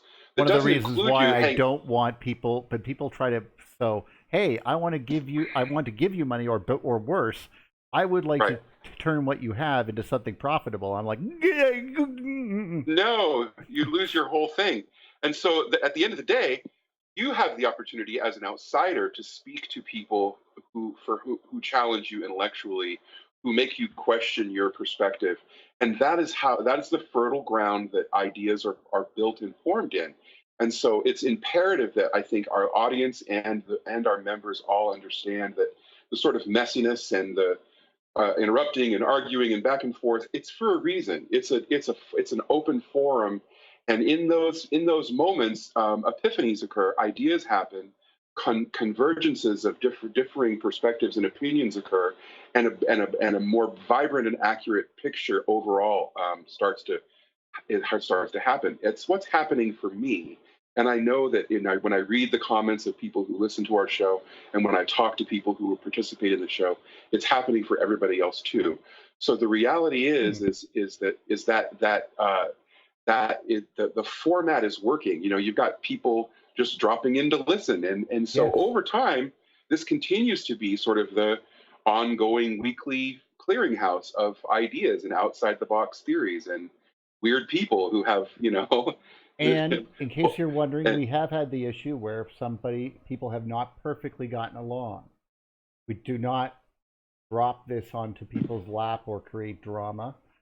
As you can see, some people can get bitter. Yep. And as you can tell, I tend to not want to hurt people's feelings or badmouth people. I find that that's not helpful at all, and that's Duff's job apparently. And Tess is laughing right now for a good reluctantly. You know, I'm like you. I want to see things go well, but I also understand that those people who come and push against create. You know, here's an interesting thing that happened today. There was a coalescence. The people who were chattering in the chat were immediately unified in their comments to each other as a result of the negative comments that came up. So even people who come against us can define us and help us define ourselves. You know, you're saying we're not like those people who do those things. Well, you've just established a standard of behavior that I think is crucial, and it's in those moments where we're challenged, you know, that we further coalesce and define ourselves. And so I think those people also help in their own way. I mean, you know, and I thank them for everything. In fact, you know, you want to help others who are like-minded, and sometimes it's just either personality conflicts or it is, you know, legitimate concerns, and obviously nothing's perfect, and things will go up and down, and the only thing I can say is that one of the things that we're trying to do is not just, like, I want to include everyone who's listening here. I want them to get other people on, not just because I want to just, I mean, I want, if you have an idea, or you know someone who does have an idea, even if they're a closet recluse, I'd love to have people like that on. I want to hear what their points of view are. I want to encourage that, because to me, it's important that if you can prove me wrong, and I'm okay with being proved wrong, by the way. In fact, sometimes I do the human thing and make up stuff, thinking that, oh, that seems reasonable. Oh, I will say this with confidence so that it will sound reasonable. Then someone corrects me, and I'm like, well, I guess I got to eat my own hat on that because I was bullshitting apparently, and that's, but all people do it, and I'm not trying to, you know, I'm just trying to be reasonable. You think you're just being, you know, but sometimes those assumptions and things like that can lead to something. You just be careful when you're going off into conjecture. Like, we have to be careful when we say gravity can be, or mass can be altered, or gravity can be changed. Well, the thing is, what variable am I talking about in this equation? Because there's several in there. Is it G, big G? Is that changing? If that's changing, then why is inertia changing? Is inertia changing the same as gravity? Why is it the same now? All of this stuff, you know, and we have to sort of play that game where you bounce it off of each other. And I want to help build this new world. I hope that in the future, people are looking at this and going, wow, there's some things in here that we didn't think about, and this could spark a paper for someone who went, well, I think I know the solution to that. Or, because as much as I would like to say that I'm really up on my calculus, I'm also not up on all of my history. Sean has proved that to me, that I sometimes know nothing about what I'm talking about when it comes to that. So I'm sorry, did Sean want to talk, and or Duffy? Because I know Sean talked for a second and then yeah, you kind of reiterated some of the stuff I was going to say, whereas as much as we have diverse things that we look at, and all of us are a little different, once we get to a point, the more information we get might change some things we thought in the past about whatever. And at least myself, I'm not too arrogant to where I can, you know, always admit and say, oh, I was wrong. people challenge me now. 20 years ago, you said this. Yes, I did. I was wrong. But you're still where you were 20 years ago. So you know, yeah, like, so what are you really trying to say? I mean, I can always say that's an excellent point, isn't it? Yeah. Good point. You know, and because some people just want to be right, and this was great. Right, You've proved me wrong once, but you're still literally thinking about things from the point of perspective 20 years ago. Yeah, like, you're seriously? still there. Like, have you not sat down with a very large bong on the top of a mountain yet to have an alignment or something? You know, like whatever you need. Right. Like, have you considered your place in this universe yet? You know. Concrete example: the site on Facebook, Archaeology and Civilization. Somebody posted the reach-shot structure a couple weeks ago. What is this? Oh my goodness! It is aliens. It is an impact crater. Here, I got a good EDM paper. Show that to people. It's an article, you know, and it's like, here, boom, and people were like, whoa. I mean, I got 3 or 4 Facebook friends from that. One guy's from India. He's the one that posed the question in the first place. He's, you know, I didn't even know this guy from a can of paint. And he was like, I've never heard this, but it makes more sense than anything I've ever heard. Well, great. But I wasn't attacking the people that were saying it's aliens. There was an impact.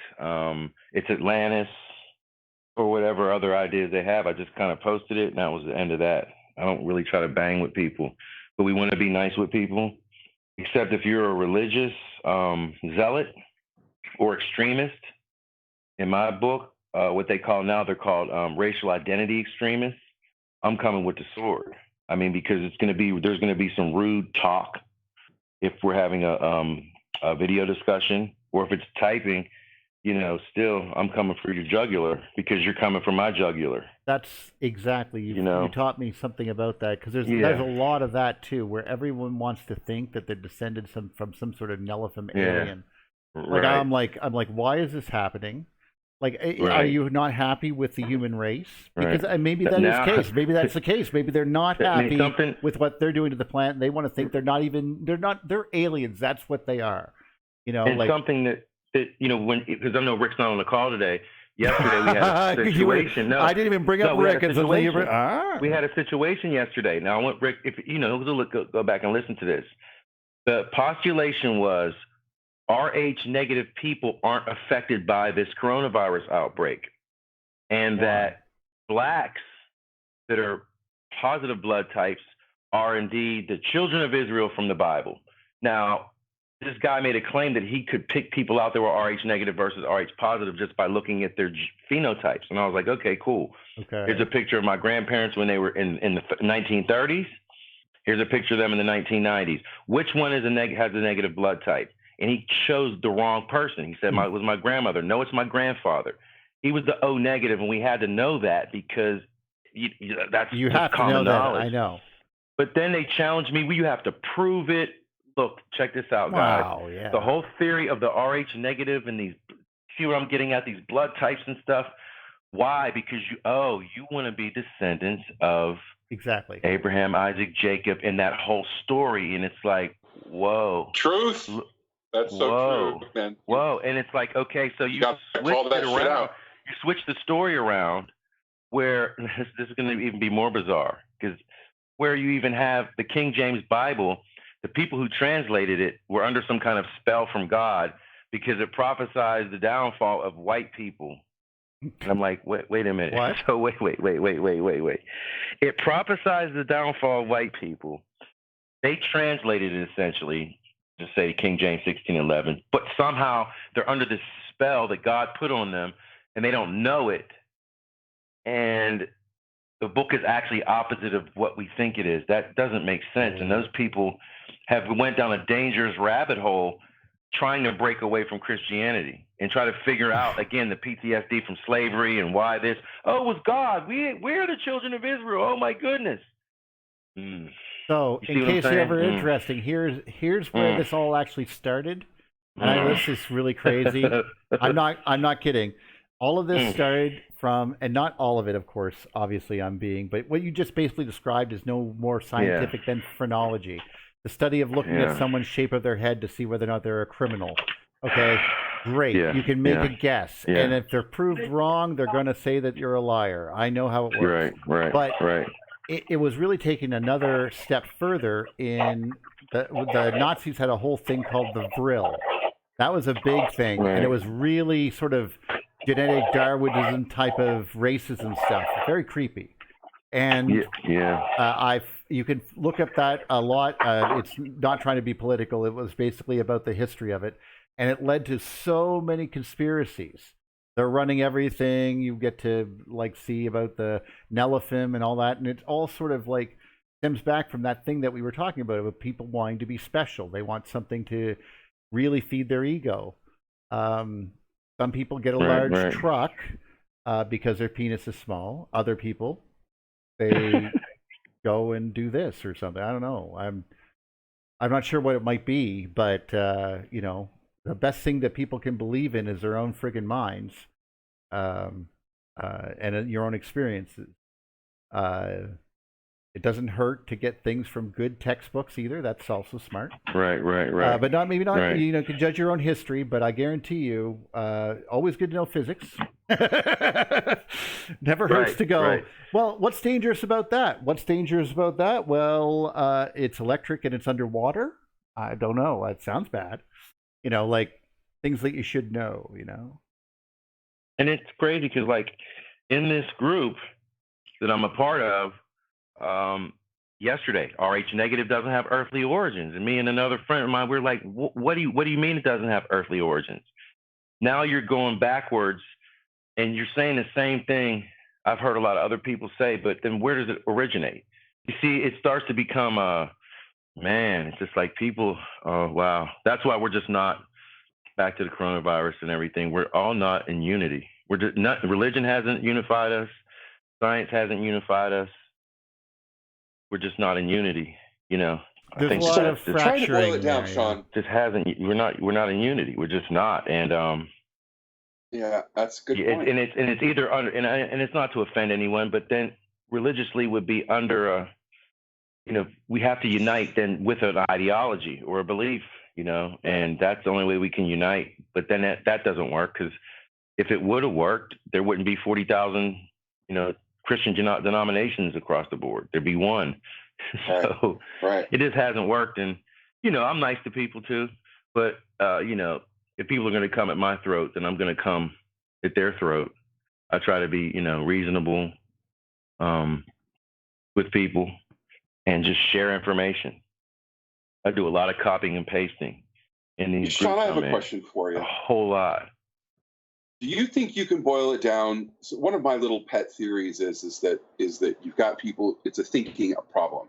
You've got people who start with an answer and build a list of facts around it to support the answer, and then you've got people who seek the answer and look and seek things that clarify the answer.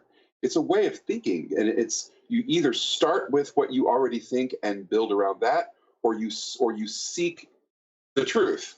You know, you can't really do both. It's kind of like you can't if you and I are going to go on a trip, we grab a map and we follow it, right? It's that's how you get to where you're going. But if you start with thinking that you're already there, then you're never going to go anywhere. Yeah, you know what I'm saying? It's not. There's no.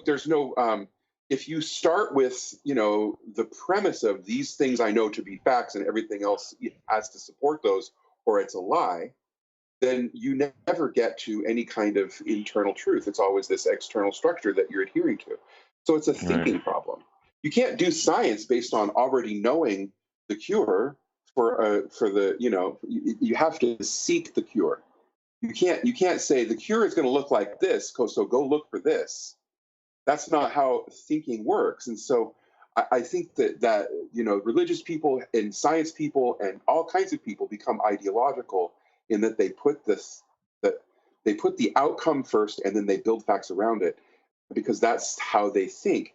I think that we have a thinking problem in the world as a species, in our country, and it's not just religion, but it's definitely a lot to do. Religion is sort of the foundation of how we think like that. We start with the idea and then build the facts around it.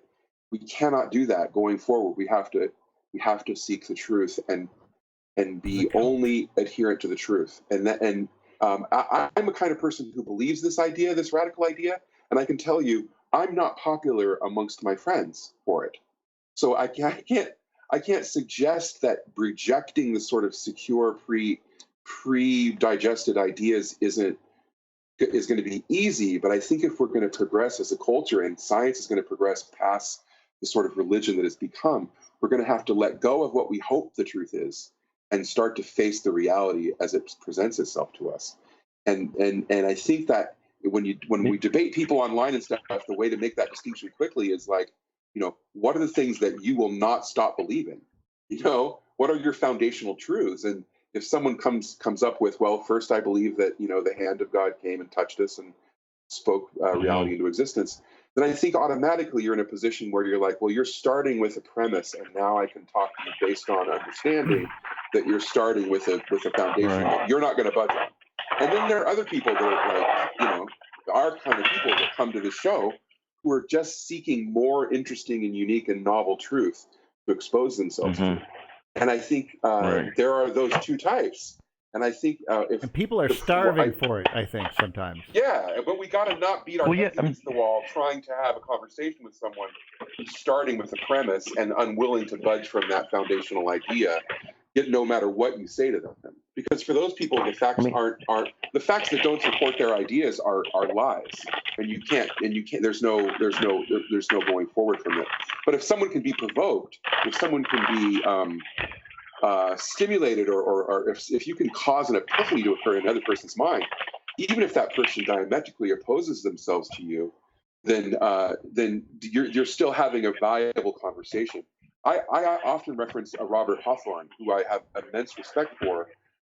He's a rock man, and he's one of our founding members here, right? In a way, yes. But he and I are diametrically opposed politically, but we challenge each other in that way.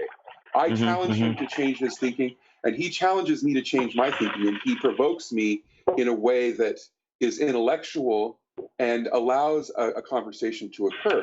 So it's not the amount of disagreement that we have; it's the willingness to be influenced by each other that allows the conversation to occur. And I would say, as you continue, you have to get better. You yourself have to get better at distinguishing those people who are fucking with you, excuse my language, and people who are genuinely trying to challenge you from an honest perspective. Because there are people who will suck your brains out and leave you empty for the fun of it, just to see you spin.